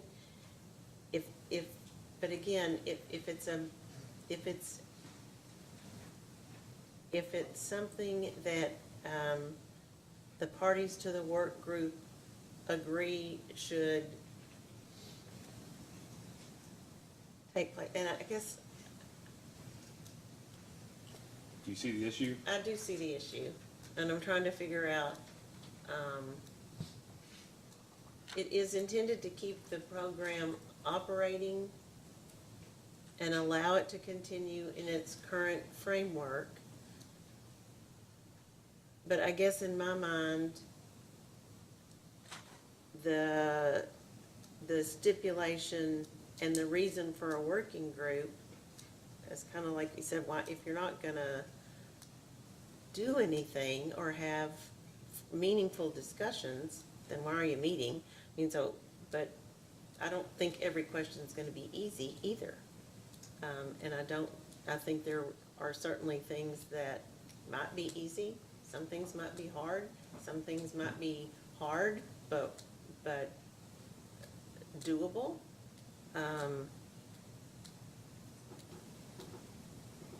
And if this stipulation, I'm here to support this stipulation, and if that's what it means, then I guess that's what it means.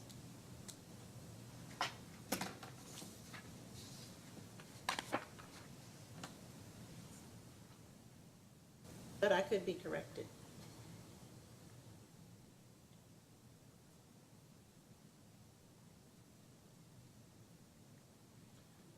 The last question I have is around the discussion, Mr. Kavila's testimony about the use of other identifiable information other than the customer account number in order to enroll in the choice program. Do you remember that testimony? So right now, in order to enroll in the choice program, you have to have your bill with your account number on it in order to tell Right. the marketer what your account number is. Yes. So that they can then send that back to Columbia. Yes, That's the only way to enroll, correct? yes. I think Mr. Villa's testimony alluded to there be other reasonably identifiable information that a customer could give to a marketer to enroll other than or when the account number is not available. Do you remember that testimony? It's not fresh on my mind. I do vaguely, Do you want me to hand her? but I don't his remember what else he testimony? said. Yeah, if you don't mind. I've got the revised one, I think, that was filed. That'd be fine.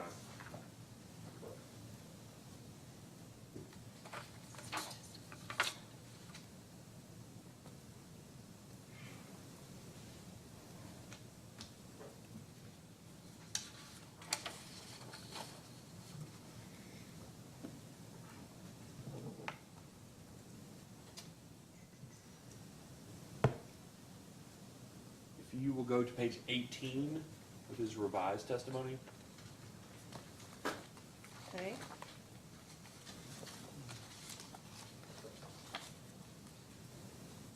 Let me know when you're there.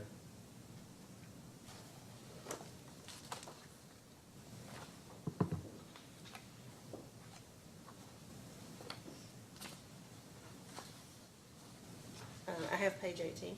Okay, do you see where the attorney conveniently asked him the question that he was prepared to answer that starts with, please explain what you mean by shop with your wallet?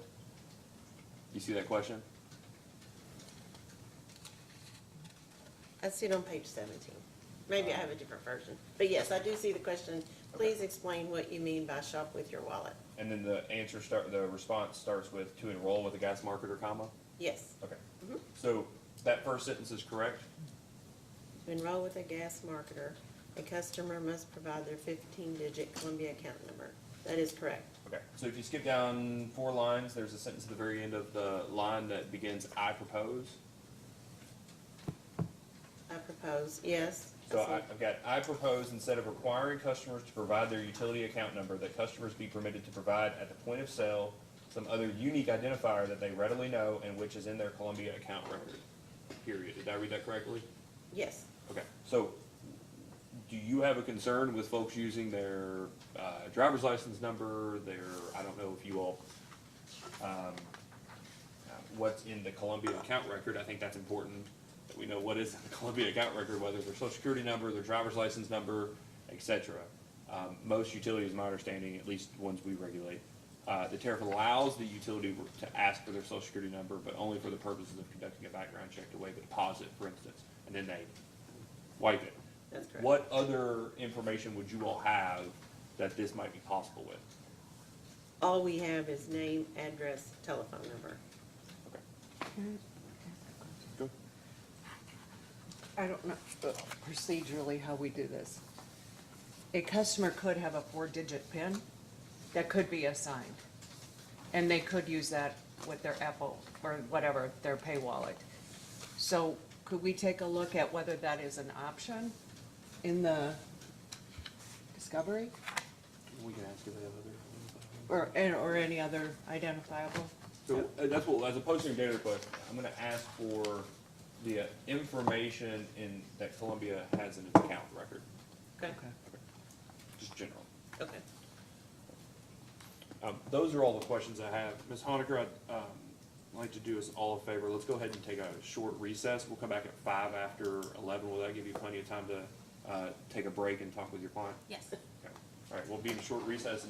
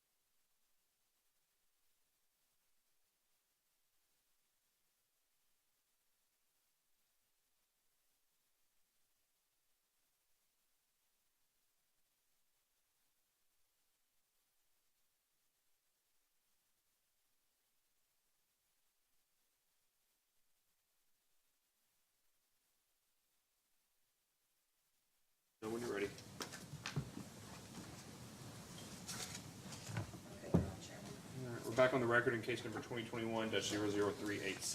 Ms. Honaker, do you have any redirect to the witness? I have just one line of questioning. Ms. Cooper, were you involved in the drafting and discussions for the stipulation and settlement agreement? Yes, I reviewed those and participated. And do you recall the chairman's questions regarding some of the provisions in that stipulation and whether or not Columbia could come back and make changes to the program? Yes, And you said, you know, that's one way to interpret it, but you interpreted it a different way. Is that correct? yes. Can you tell us how you interpreted the stipulation and what that, any ideas from the working group that were agreed on, what would happen in that situation?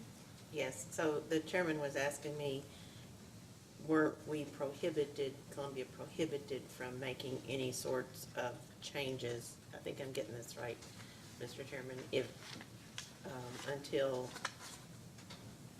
2030. And that was not my interpretation.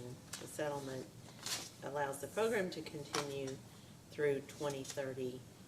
The intent of creating the working group was to truly have a working group and committed to that. And if the working group agreed to something, then Columbia would be able to come back between now and 2030, and if a tariff change was required, make that proposal. And even with the stipulation in place. So my intent and my reading, as knowing the intent of how this was written, was that that would not be prohibited. We would be allowed to come back for a change that the working group agreed with. Okay, so Ms. Honaker, I have a couple questions on this front then. Okay. You would agree that the working group stakeholders is generic and does not specify who the stakeholders will be that participates in the working group, correct? Correct, it's an open forum. Okay, and so let's just say there's a startup marketer, right? Small company. Mr. Kavula, I've got questions for him later about this $250,000 bond that he proposed be incorporated. That everybody agrees on the $250,000 bond, except this startup marketer, ABC marketer, right? That argues, look, you guys are putting up unnecessary and unreasonable barriers of entry. This is supposed to be a competitive program, and you're keeping new entry out, right? And so all of you all agree, except for this marketer. Does that comply with your intent that we all agree, that everybody in the working group agrees, and then something gets filed by Columbia? Does that mean that it has to be unanimous? That's my Or question. everybody agrees?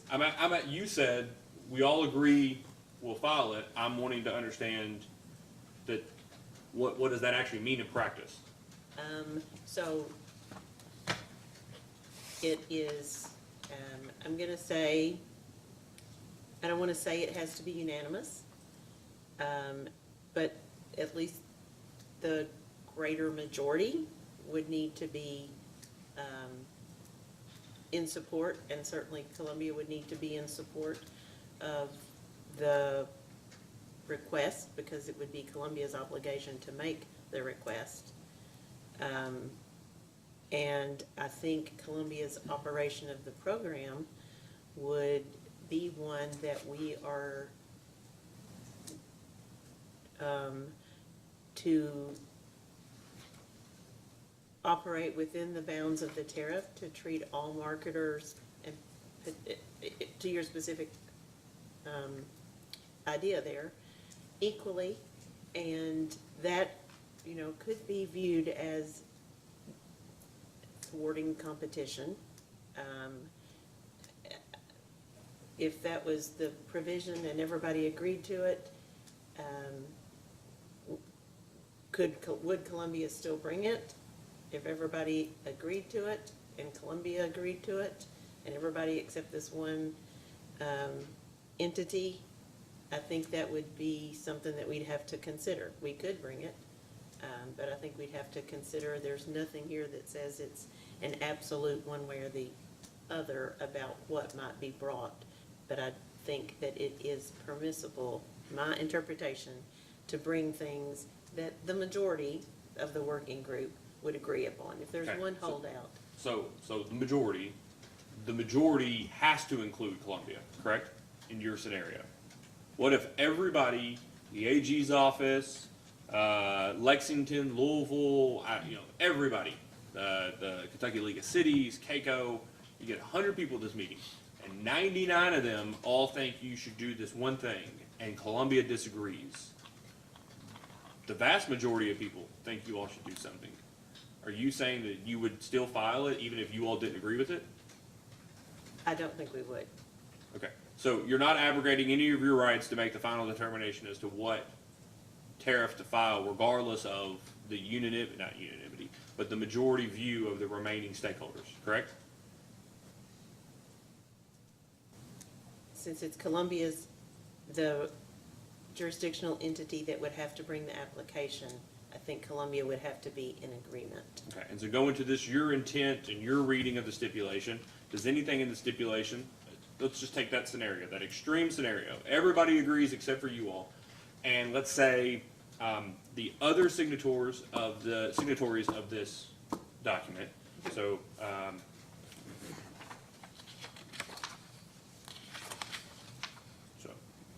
IGS, Constellation New Energy, and Zoom, along with the Attorney General's office, right, file a complaint here at the Commission that the current tariffs are unjust and unreasonable and should be modified to include a consumer protection of a $250,000 bond for marketers, right? We've talked about that.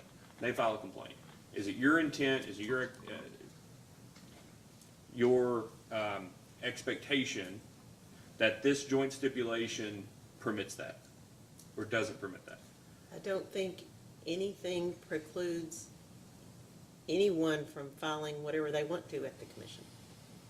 Even to modify the current choice program? We might object to it, but I don't think it prevents, if we disagree, we might object to it. But So I don't think that precludes someone from filing it. Okay, so. I'm not a lawyer. Oh, but I know you're that's just not, my- but you have 24 years as the head of regulatory affairs for, I think you've longest running person we regulate in terms of person dedicated to the Public Service Commission. I know, you might not like it. This is the second hearing in a row, Ms. Cooper, that I've brought duration into, in your duration at the company. But you got more experience doing this than anybody else that we regulate, okay? Okay. I'm gonna take that as a compliment. Thank you. It is. I didn't mean it to be anything other than that. But that experience, right, is part of the weight that we have to, that we determine whether or not to give your testimony. Okay, So- yes. So we've got this situation, we've been around, we've been doing this. So I'm asking, obviously, your lay opinion, because you're not an attorney, but you were part of the negotiation that led to this, correct? Yes, yes.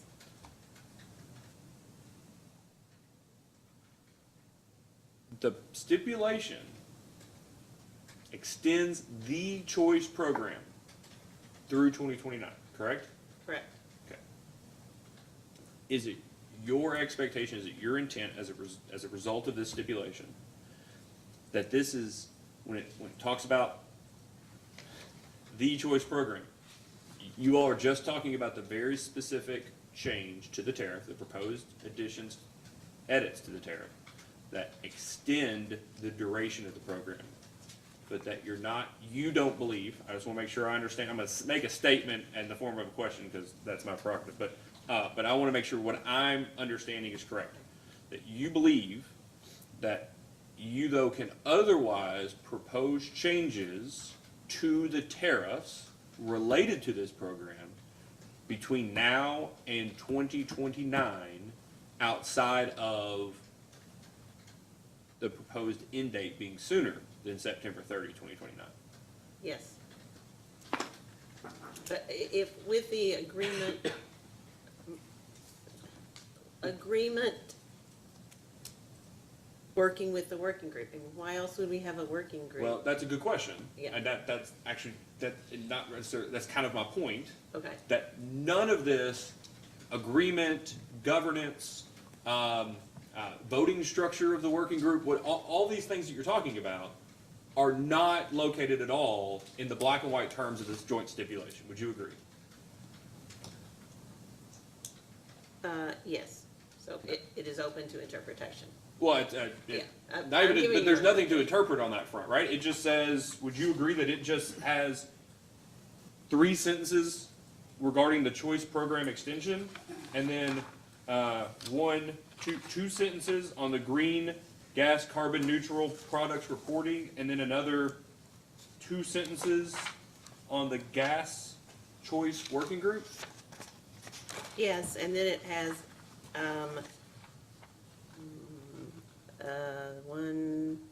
one sentence that, addresses change of law, it's entitled, but it is more comprehensive than just statutory law. Yeah, and I would just recommend maybe leaving that one to the attorney, because I don't know that Okay. it means what you were saying earlier, at least in my understanding of the change of law section. Okay.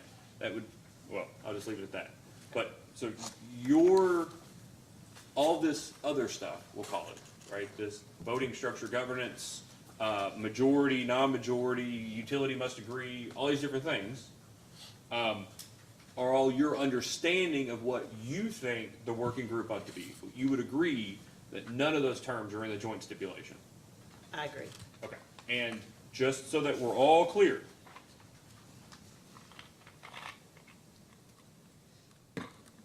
Section 9 of the joint stipulation, I've had to edit these before, so I'm very conscious, especially of Columbia's, is called complete agreement, right? Yes, that's what, yes. And I have here, it says, this stipulation constitutes the complete agreement and understanding among the parties hereto. And any and all oral statements, representation, or agreements made prior hereto or contained contemporaneously herewith shall be null and void and shall be deemed to have been merged into this stipulation. Did I read that correctly? Yes? Okay, You so read it this is correctly. supposed to be the complete agreement, and you would agree that there's nothing about the form and substance and result of the working group in the rest of the agreement, other than the 2 sections we just talked about.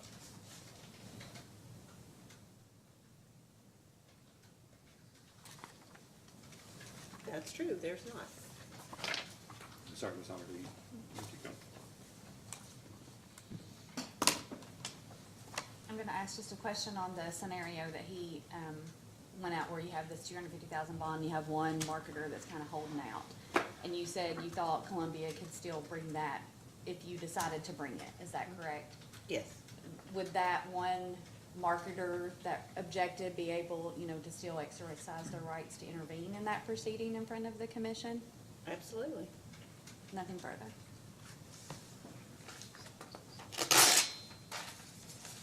Let me just ask a very direct question, and I know how I come across, and I don't have any emotion on this at all. I just thought we'd already be done by now, and that's my fault. But can any of the parties represent whether you all have any interest in filing an addendum to the stipulation? You can say you have no position or that you would disagree with seeking to file an addendum, but based on the questions I've asked today, do any of you have an interest in doing so? You all can consult with your clients if you like. Let's take a 5-minute recess, if we can. All right, we'll take a recess until 11:30.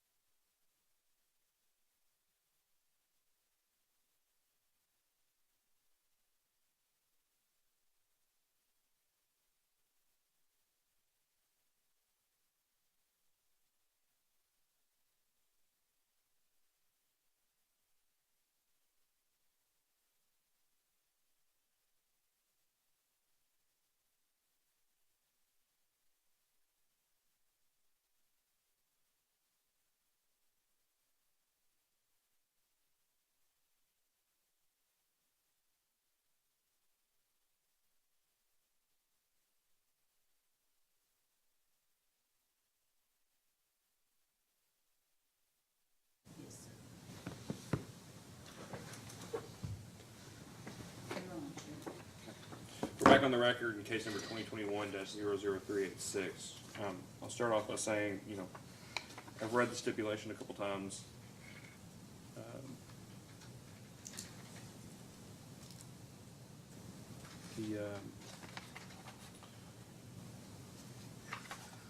Reality is that if the commission does not approve this stipulation in its entirety,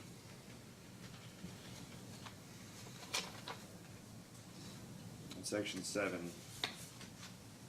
then any party may elect in writing docketed in this proceeding within 10 days of such commission order that this stipulation shall be void and withdrawn by the parties hereto from further consideration by the commission, and that neither party shall be bound by any of the provisions herein, and that each party shall have the right within 20 days of the commission's order to file a petition for rehearing, including a notice of termination of and withdrawal from the stipulation, and in the event of such termination and withdrawal of the stipulation, neither the terms of the stipulation nor any matters raised during the settlement negotiation shall be binding on any of the signatory parties to the stipulation or be construed against any other of the signatory parties. So, notwithstanding the fact that those semicolons are doing a lot of work in that very long sentence,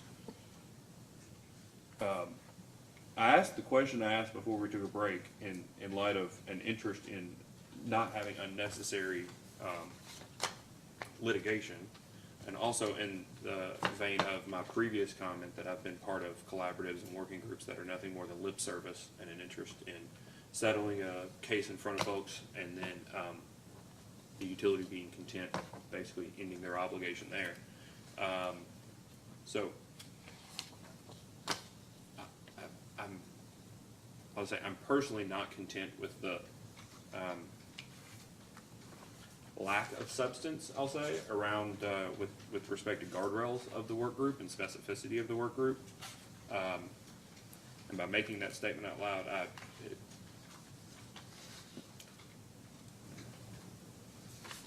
kind of deliberating in public, but I just want to make sure you all have that appreciation that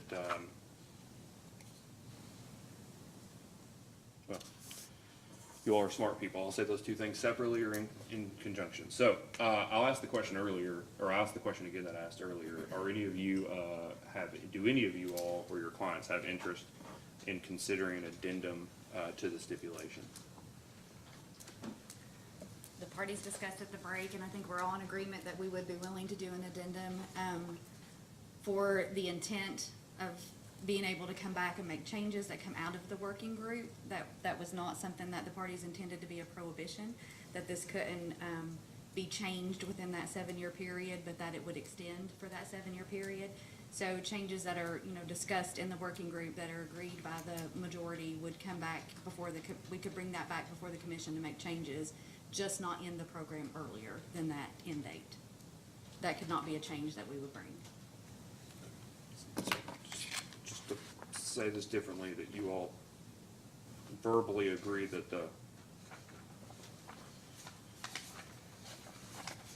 and would have an interest in filing an addendum to clarify that the extension of the program in section 1 on page 3 and the tariff amendment section on page 4 are effectively limited to extending the offering of the program, but otherwise don't prohibit proposed changes prior to the application to be filed in 2029? Yes, I believe you represented that correctly. You will also Yes. have it, okay. Yes, sir. Correct, John. Correct. Same. Correct, yes. All right, Ms. Honaker, do you have any additional redirect? Just want to make sure we're I do covering our not. bases? Okay. Any other council have any cross-examination? No, Your No, Your Honor. Ms. Frederick? Nothing further. Any additional questions? All right, thank you, Ms. Cooper. You may Thank you. step down. Mr. Christ here? Your Honor. Oh, go ahead. Brian Green for Zoom Energy. So the interveners have 2 witnesses. Zoom has Mr. Kavula, and then the 3 suppliers have co-sponsored Mr. Christ. We would like to put Mr. Kavula on the stand first among agreement of parties, and hopefully do that before lunch, because he's Yeah, got travel arrangements. I have no interest in being here after lunch if you Okay. don't want to be here, so. Because we have some definite common ground there, and so we would like to put Mr. Kavula on now, and then roll right through with Mr. Christ. Do you have any objection, Ms. Frederick? No objection. That'd be fine. You can call your witness there. Thank you. Your Honor, Zoom Energy calls Travis Kabula to the stand.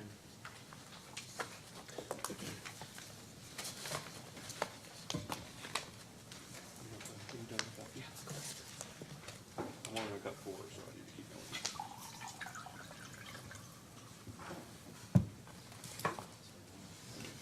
going. Mr. Kabula, please raise your right hand. Do you swear or affirm that the testimony you're about to give is true and correct under penalty of perjury? I do. Please state your name and address for the record. My name is Travis Kavula, Kavulla, and my business address is 1825 K Street Northwest, Washington, D.C., 20006. Okay. Ms. Howell, Mr. Green, whoever's going to continue the witness, just asked, or remind you to please ask if Mr. Kabula walked to the stand with anything he identified prior to the continuing of cross-examination. I will. Mr. Kabula, can you hear me okay? I can. Okay.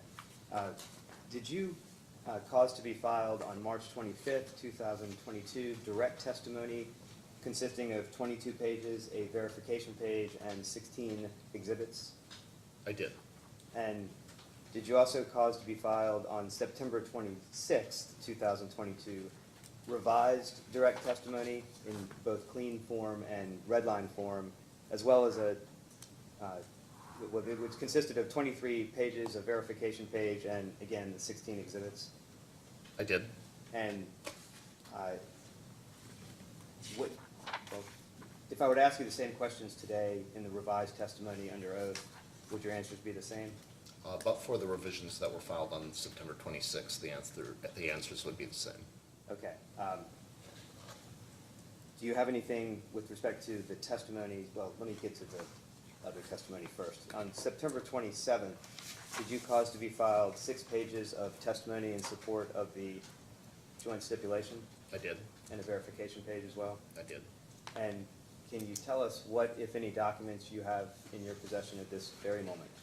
I have those 2 pieces of testimony, the replacement pages of testimony associated with the revised direct testimony, and the answers to discovery that Zoom submitted to commission staff, as well as a legal pad that was blank as of this morning and now has a couple of pages of notes of Ms. Cooper's testimony. Very well. And Your Honor, if appropriate, I'd like to ask Mr. Kabula if he could please summarize the revisions that were made to his direct testimony that were filed earlier this week. So we'll dispense with that. We make it explicit in one of our earlier orders that at hearings we don't permit summaries of initially filed or direct filed testimony. I just thought it might be helpful, but that we can do away with it. And so the witness is available for cross-examination. All right, thank you. Ms. Honaker, any questions? Mr. No, Your Kabula? Honor. Mr. Malone? No. Ms. Frederick? Thank you, Your Honor.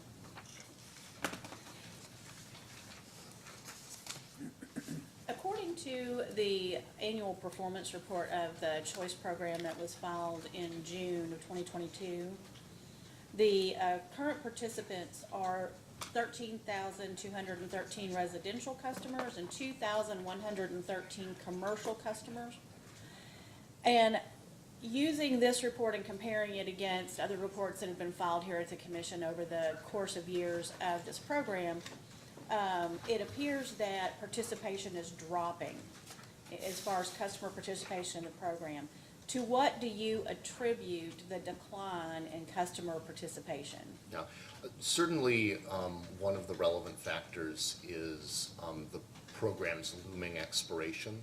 In my experience, marketers are typically not willing to put into the market year-long or 2-year-long or 5-year-long products where they offer a fixed price and then take upon themselves certain hedging responsibilities if they think those hedges will ultimately become stranded through the termination of a program and the return of customers to the regulated utility service. So that's one of them. In general, though, I looked at the information you're referring to.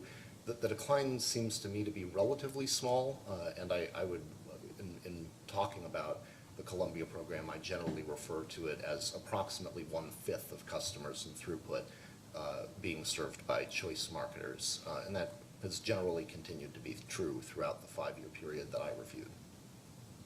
Okay, not to put words in your mouth, but if I understood your first statement correctly, you're saying that the customer participation could have dropped because of the offers that marketers were making into the program, and the marketers were choosing to make certain offers based upon their perceived length of the continuation of the program. I think it's logical that you may see fewer marketer offers and possibly less attractive offers because of the risk or expectation that the program might be terminated, in this case, in this year. And that is because marketers are out there offering 1 year long, 2 year long, or 5 year long products for a gas supply at a fixed cost. When a marketer offers and then consummates a contract of that nature, the marketer then has to do its own business on its gas trading desk to try to lock in a source of supply at a particular cost. If due to a change of law or the expiration of the program, the marketer no longer has the retail contract to match its wholesale purchasing activity, it therefore has an additional risk of having that hedge be stranded, uneconomic, and unsaleable, except to the secondary market at possibly unfavorable conditions. So I think that is probably one of the primary reasons for any decline, as well as fewer marketing offers that you may see. Okay. Do you believe that marketer participation would improve as far as additional marketers and also additional products being offered by existing marketers if the choice program were extended for the 7 years anticipated by the settlement agreement versus a 3 or a 5 year extension? I do. I think the 7-year extension rectifies the item that I was speaking about immediately prior. And I do think there are other things going on in the gas market, including a renewed attention to natural gas costs due to recent commodity volatility that will inspire further shopping and possibly investments that marketers may make. In addition, as we've discussed, there are a number of market enhancements that we would like to see done that would increase the salience as well as lowering the transaction costs to consumers of entering into contracts, which could also help improve those shopping numbers you're referring to. Okay.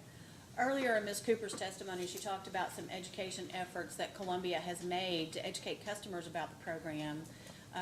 The calculator on the website, putting some statements on bills and some other things. Did you or your company have any participation or input into any of those education efforts? Not to my knowledge, but I personally would likely not have been the point person on that, but I'm unaware of our participation. Are you aware of any efforts on Columbia's behalf to engage with the marketers as far as developing those pieces? Not recently, no. Are you aware that the choice program has not resulted in overall savings for the group of participating customers over the years of its existence? And does this lack of customer savings compared to Columbia's gas cost surprise you?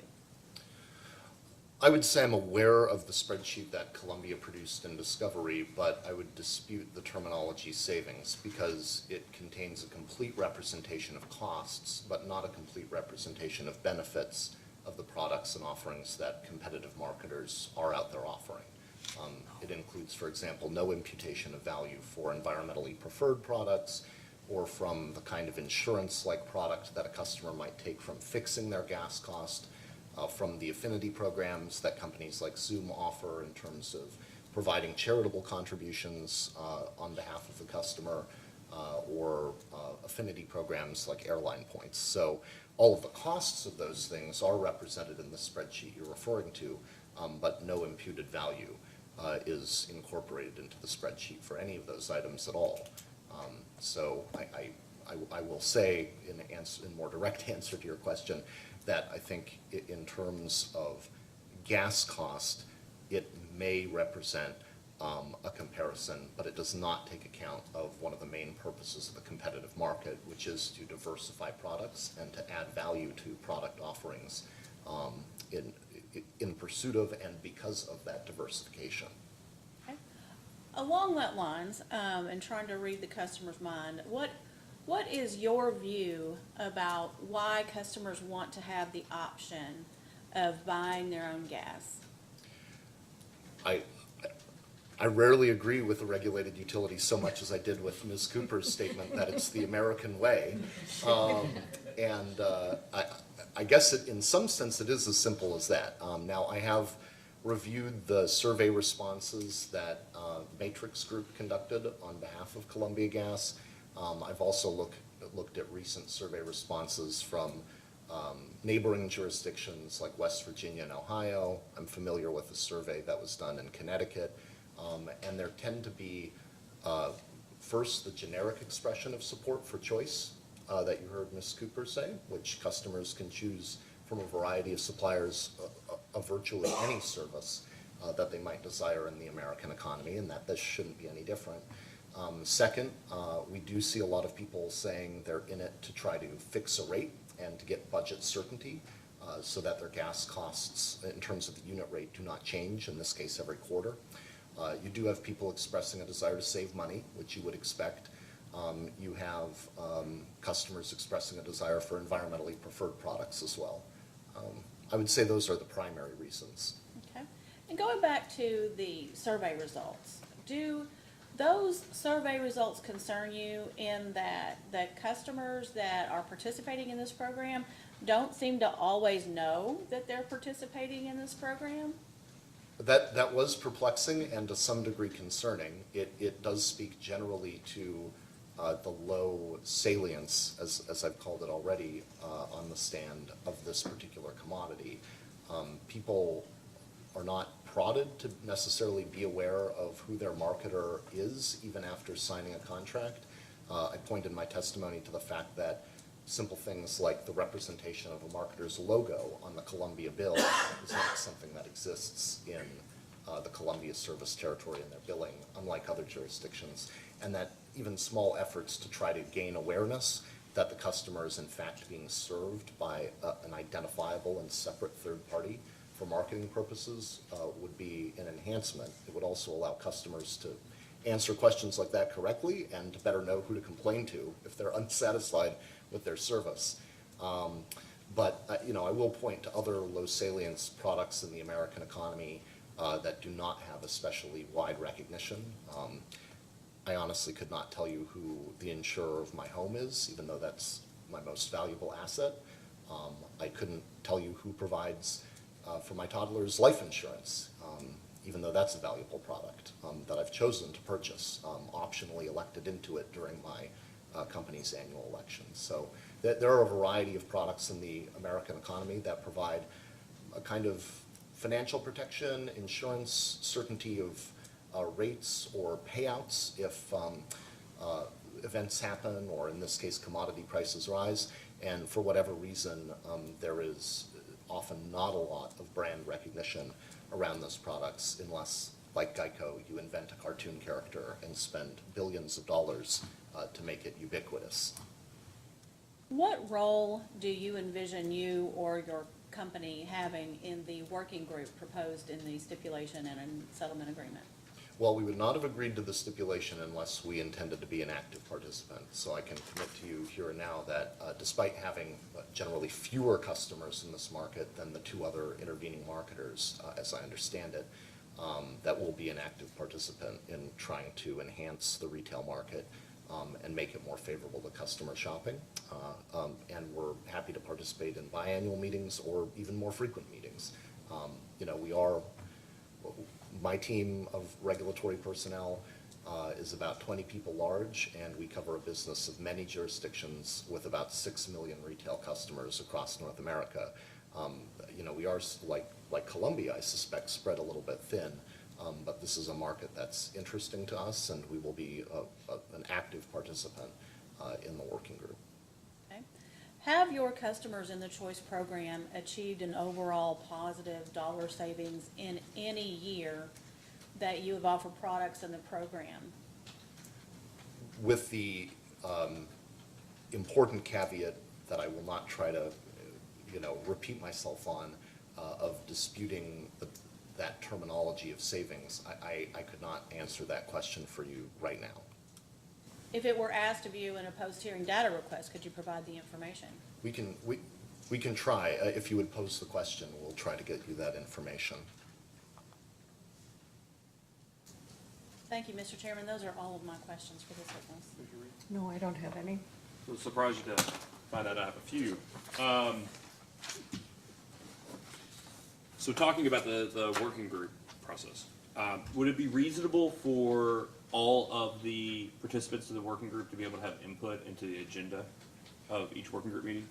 Yes, absolutely, and the failure of some of these working groups that we've seen in the past is a result of not having that kind of participation. But I have no reason to expect that we would not all be able to input and help set the agenda for the working group. Would it be reasonable for the working group to permit commission staff to attend, to observe the working group? I assume that customarily takes place in Kentucky, although I'm not sure. I don't believe that Zoom would, and NRG would have any objection.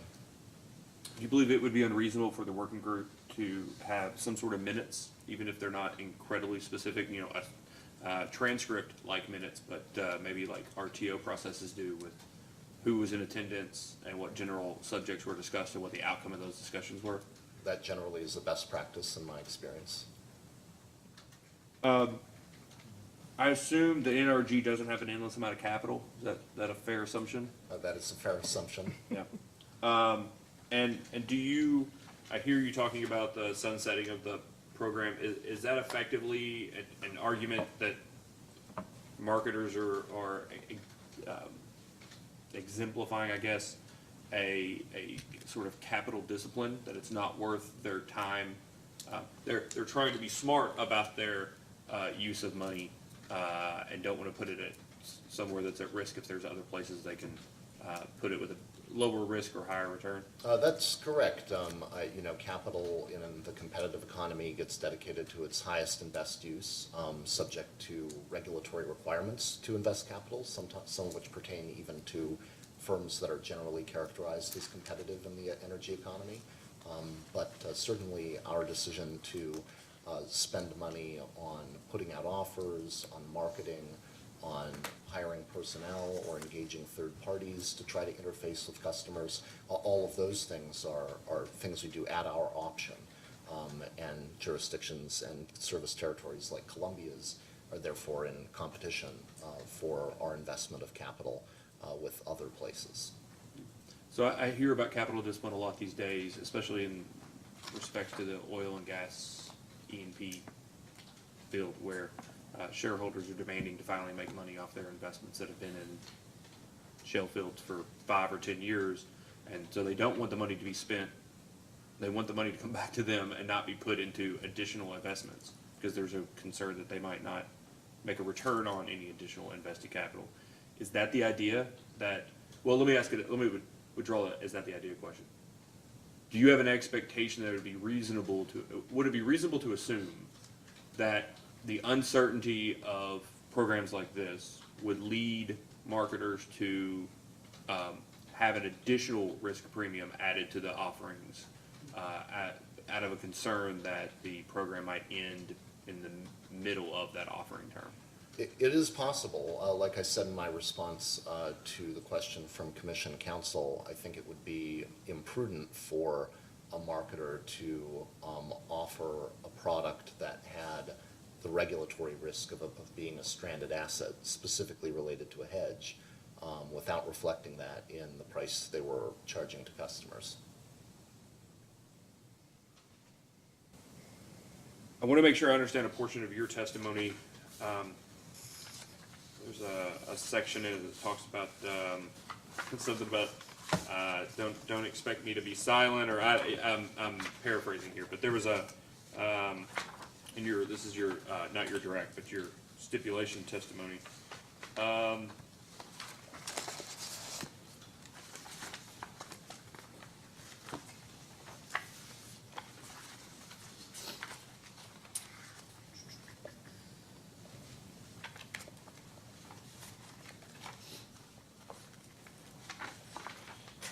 Excuse me.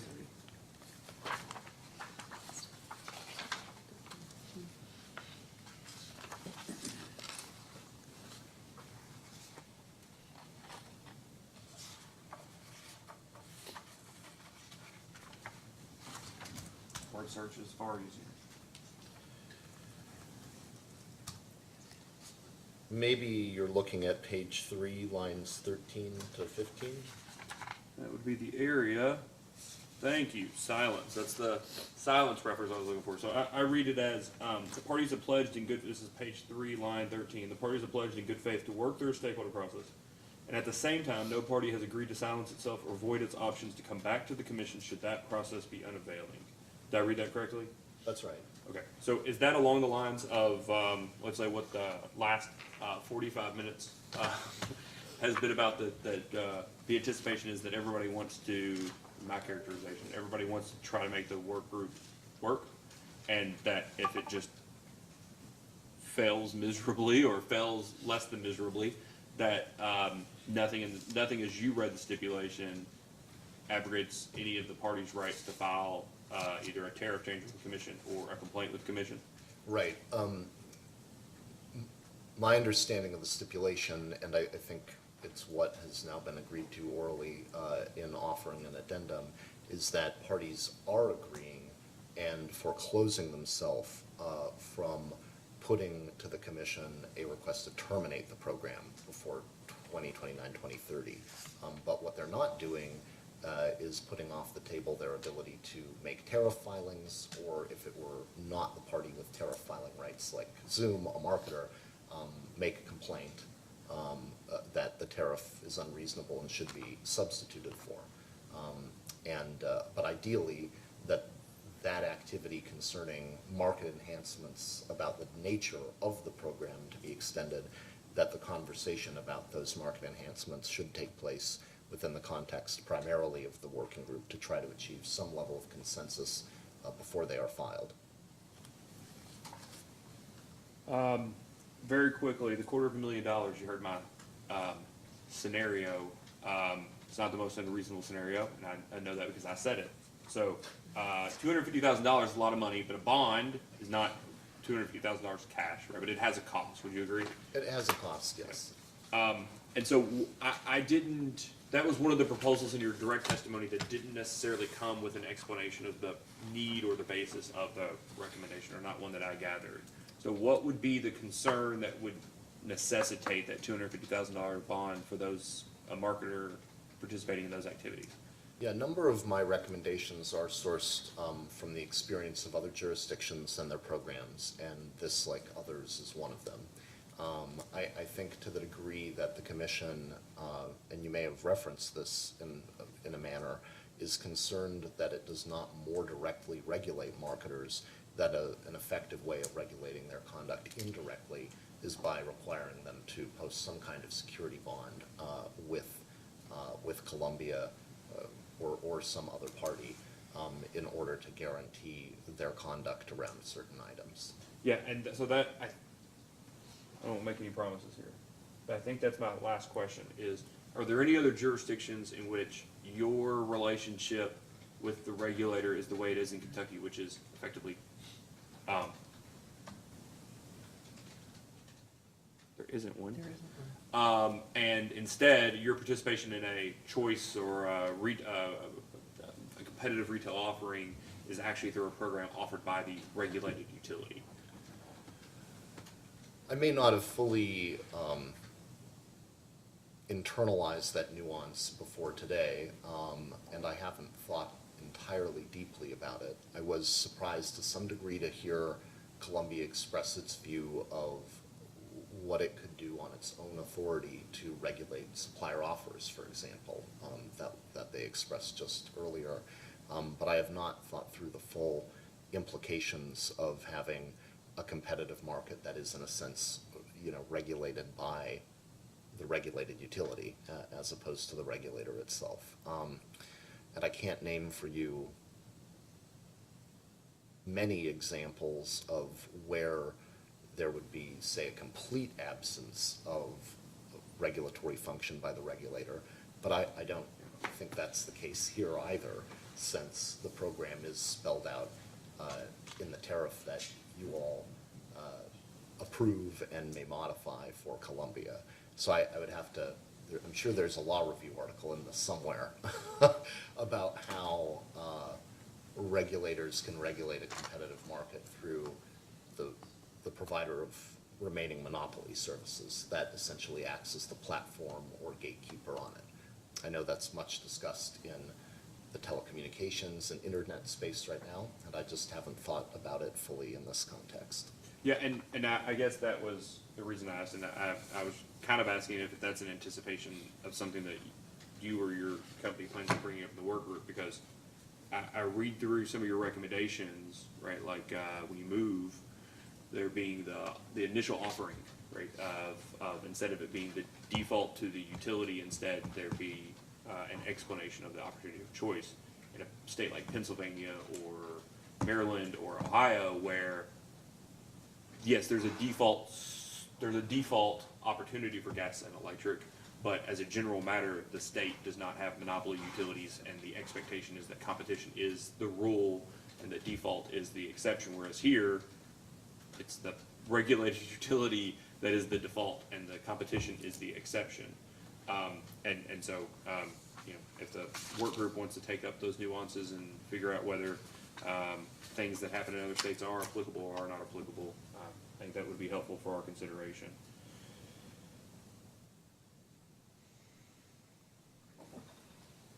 That would affect supplier consolidated billing, for instance, the recent changes in, I want to say Massachusetts, not Maryland. That would be a little odd here, where you have to call the incumbent utility, who is the default provider, in order to, you have to go onto their website, you have to go onto the utility's website to find out what the competitive offers are. Is that the case in your experience in other states? In most other states that I regard as having a high shopping rate, the state government usually maintains a separately branded shopping website that allows a very clear apples to apples comparison between different products, that allows them to be sorted and ranked, and for consumers to, say, exclude offers that don't include environmental products.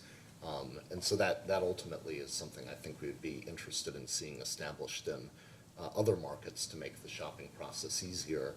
And then again, the suite of enhancements that all sort of speak to what economists would call transaction costs, just making it easier for people to shop, making shopping have more rapid consequences, so you're not waiting for a month or two after you've shopped, but you're still receiving gas from Columbia rather than the person you signed up with. All of those things that are described in my testimony would help increase the salience, lower transaction costs, and make it generally less burdensome and more visible for consumers that they're actually part of this competitive market that they can choose to avail themselves of if they like. And the kind of crowning achievement of that is supplier consolidated billing, where the supplier bills customers directly for their charges as well as the utilities charges, which represents the ultimate step in terms of a marketer or supplier sort of truly taking control of the customer relationship and having its brand own that relationship, as opposed to the situation we are now in, where we're just a line item on someone else's bill without even our logo reflected, even though we aspire to have a more direct relationship with our customers. Right. Okay. Right. Mr. Green, do you have any redirect? No, sir, no redirect. Okay. Any reason this witness can't be excused? No, Your Honor. Thank you very much. Thank you. Your Honor, the next witness is James L. Christ. He'll be testifying on behalf of Constellation, IGS, and Zoom. Okay. And Who would like to call him? I'll do it. While Mr. Christ is making his way to the stand, we do have a couple of updates to a table and an exhibit in his testimony to bring them current to September 2022.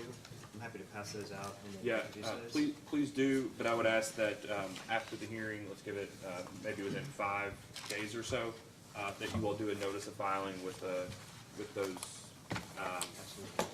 those explicitly corrected, so we can see the new version not marked up, but also the markup version.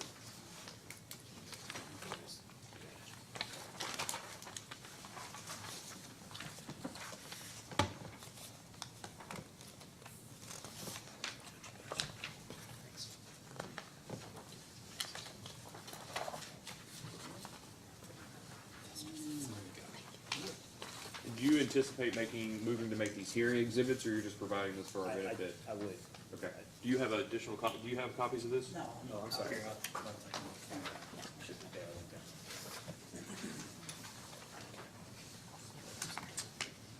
These are updates to previously filed. Correct, they are Graphs updates and a to table. his table one and his exhibit one. Okay. So would you like to go ahead and, you don't need to lay a foundation to do this, but would you like to go ahead and mark these as hearing exhibits? I would, if All that's, right, how would you like to identify them? if we could, I don't know what the protocol is in here, but if it's just exhibit one and two, Yeah, we'll call it joint interveners exhibit 1 and 2, is that okay? All right, so we'll call the Henry Hub, the gas price, joint interveners exhibit 1. And then the, table 1 as being joint interveners exhibit 2. Okay, is there any objection? Okay. Have these marked and placed into the record. You've already called Mr. Chris, is that right? there it is. Great, thank you. Please raise your right hand. Do you swear or affirm that the testimony you're about to provide is true and correct under penalty of perjury? I do. Okay, please have a seat, state your name and address for the record. I'm James Christ, president of Lumen Group, a consulting firm. Focuses on regulatory issues. My business address is Suite 101, 4226 Yarmouth Drive in Allison Park, Pennsylvania. Mr. Green? Mr. Chris, did you cause to be filed on March 25th, 2022, direct testimony consisting of 24 pages, a verification page, and 3 exhibits? Yes, I have that here in front of me. And do you have with you what's been marked joint interveners exhibit 1 and 2? Yes, I do. And these are simply updates to table JC1 and exhibit JC1, which are attached to your testimony. Yes, they are. They just bring the data current. I couldn't hear They you. bring the data current. Yes, I'd like to explain what they are. Let's not do that so far. Maybe it'll come out in cross, but. Okay. Your Honor, if I were to ask you the same questions in the direct testimony and the update today under oath, would your answers be the same? Yes, they would. You can go ahead and conduct direct if you'd like on these 2 sheets. Is that okay? That'd be I fine. didn't wanna- Conduct direct on it, that'd be Okay. fine. Okay, and before I ask that, do you have any additional documents, or what documents do you have in front of you at the moment? My testimony, my exhibits, the 2 hearing exhibits. I also have a copy of Mr. Cavula's testimony in support of the joint STIP. And I have Mr. Cavula's testimony up here also. All right, why don't we start with what's been marked as Exhibit 1, the Henry Hub spot price? And why don't we start there and explain what it shows and why it's necessary?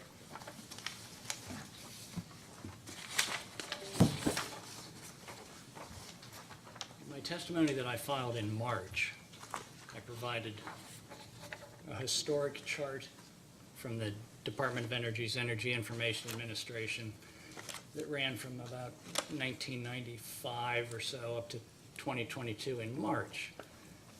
And that shows the gas prices at Henry Hub. And so the hearing exhibit 1 is simply a continuation of that chart. It's not the redo of the complete chart. It picks up in March of 2022 and goes to basically last week, September 20th of 2022. So that shows the gas prices over the past 6-month period, which is a point I made in my testimony, that gas prices seem to be volatile and on the rise. So if you examine my hearing exhibit that I put in, you'll find that on March 25th, the price was $5.51.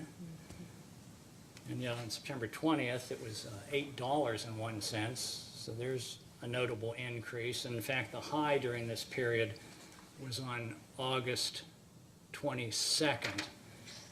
That was $9.85.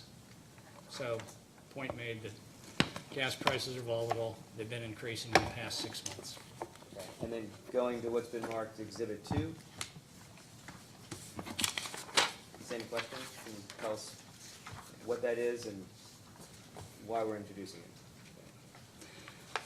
So Exhibit 2 is just an update of the table on page 17 of my direct testimony, table JC1.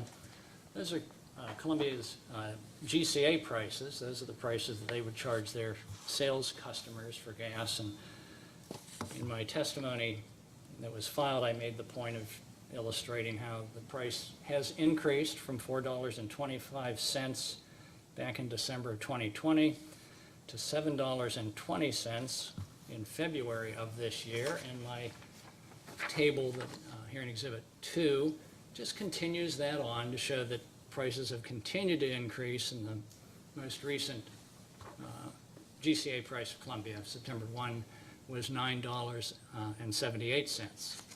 So again, a notable increase in gas prices, and these are the prices that non-shopping customers would pay. Thank you, Mr. Christ, and Mr. Chairman, the witness is available for cross. Ms. Honaker, any questions? No, Your Honor. Mr. Malone, this is your witness. So, Ms. Frederick, do you have any questions, Mr. Christ? A few, thank you. Mr. Chris, what participation are you aware of that marketers had in any education efforts made by Columbia in the past? I'm not aware that they had a significant participation in education efforts. Okay. I want to talk to you a minute about the survey results. Are you familiar with the survey of choice customers that Columbia conducts and submits to the commission? Okay. Okay. Those survey results indicate that customers don't always know whether or not they're even participating in the program. Does that concern you, and if so, why? It didn't surprise me. When I was marketing director at People's Gas, we surveyed our customers annually. Again, it was a blind survey, so they didn't know it was coming from People's Gas. And surprisingly, 5 to 10% of our customers, when asked the simple question, who is your gas distribution company, would answer Duquesne Light. So when I get a survey result that says some customers don't know that they're actually participating in a choice program, it doesn't surprise me, but it does speak to a need of better customer education. Okay. What, in your opinion, would be the best structure for the working group to take as far as its participants and meeting agendas, the times of meetings? If you could, in your own mind, construct the best possible working group to tackle the issue of this program moving forward and what it will look like if it exists in 2030, what would that working group look like and what would they do? That's a pretty wide open question. It would It is intentionally so, sir. it would involve participation by marketers, by the company, by the statutory parties here in the state of Kentucky. Those would be the main participants. I'd be remiss if I didn't say it could also include outside consultants that might have particular expertise. But the active stakeholders would be represented. Do you have an opinion upon the best way for that work to be approached?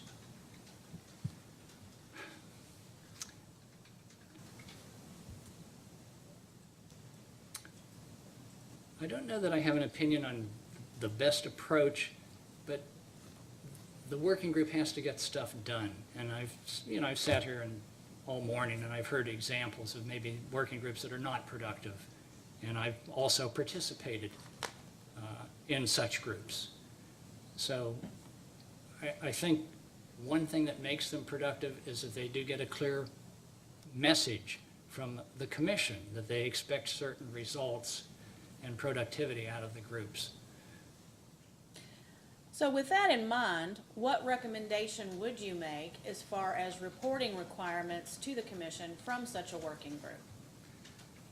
I certainly think minute meetings that address the topics, maybe assign some timetables to when those topics are going to be finalized or addressed.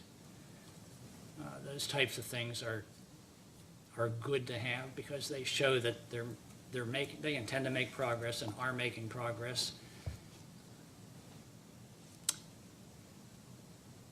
Yeah, I'm kind of at a loss to explain other detail, but I certainly think that, again, it gets back to having an expectation that we're going to have some of the achievements. In my direct testimony, I talked about education. I think that's a critical component. So I certainly think some of those things can be done quickly and expeditiously with maybe low or very minimal cost. I would kind of put those up as low-hanging fruit. Okay, have you finished your answer, sir? Pardon? Have you finished your answer Yes, to ma'am. my question? Thank you. Chairman, I have no further questions for this witness. Commissioner Reagan? Nope, you asked the question I was gonna ask. Mr. Green, any redirect? Yes, sir. Okay. Thank you for being here today, Mr. Chris. You may sit down. So those two hearing exhibits are in the record. Is there anything else that we need to take up this afternoon? How long would you like, when would you like the addendum? Yeah. So it's up to you all. So I've got a couple of housekeeping items. So we'll, we can have, none of the parties, in my understanding, have post-hearing data requests, but the commission staff does. If we can make those due by next Friday, before next Friday, and have them due within, what, 2 weeks, would that be okay?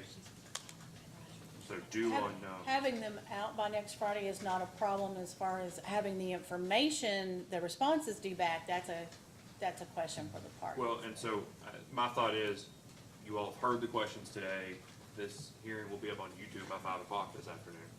And you'll get the questions and have 2 full weeks after receiving the questions to try to respond to it. If additional time is necessary, somebody can file a motion, but I would hope that folks wouldn't wait until they receive the questions in order to, I don't think there are gonna be many in writing that you haven't heard today. So if we get those out by October the 7th, set a response date by October the 21st. Whenever you all want to file an addendum, it's your all's right to do so. I think the earlier you file the addendum, the earlier we're going to be able to start the 90-day clock. With that, please don't rush. I want to make sure that there's some thought given to it. Just be prepared. After the addendum is filed, I think we'll most likely enter another order that includes what I call the admonishments regarding the settlement, where anybody who participated in the settlement discussion would file a subsequent affidavit that they were allowed to participate in all remnant of a bygone era, that you were aware of and had an opportunity to participate in all the negotiations, voluntarily sign the settlement agreement, etc.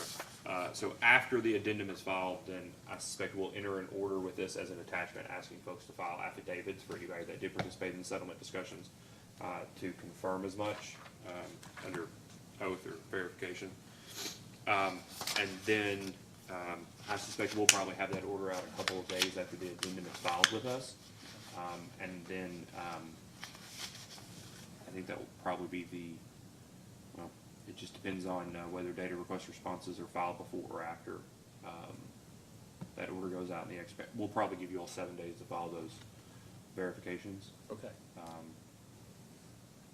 So I suspect this case, at least it will be submitted prior to the end of October. Unless, of course, somebody needs additional time for something or requests additional leave for comments or a briefing, or I don't want to pretend to be a soothsayer. I can't tell the future. So, but that's the expectation, that it'll, as long as the addendum is filed, let's just make this up, right? As long as the addendum is filed in the next week in order with requiring the admonishment, the verification of the admonishments will probably be out within a week, with a request for those to be filed in a week. So we're looking at basically the submission of the case, 1201 on the 15th. Okay. Yeah, no, sorry, the 22nd. I started to say we Yeah, got till the 21st to do 22nd. posting date. That's That's okay. okay. All right, are there any other questions? Ms. Schroeder, is there anything else that we need to think about No, Your Honor. post-hearing? All right, well, thank you all for being here today, appreciate it. And if nothing else, this hearing will be adjourned. Thank you.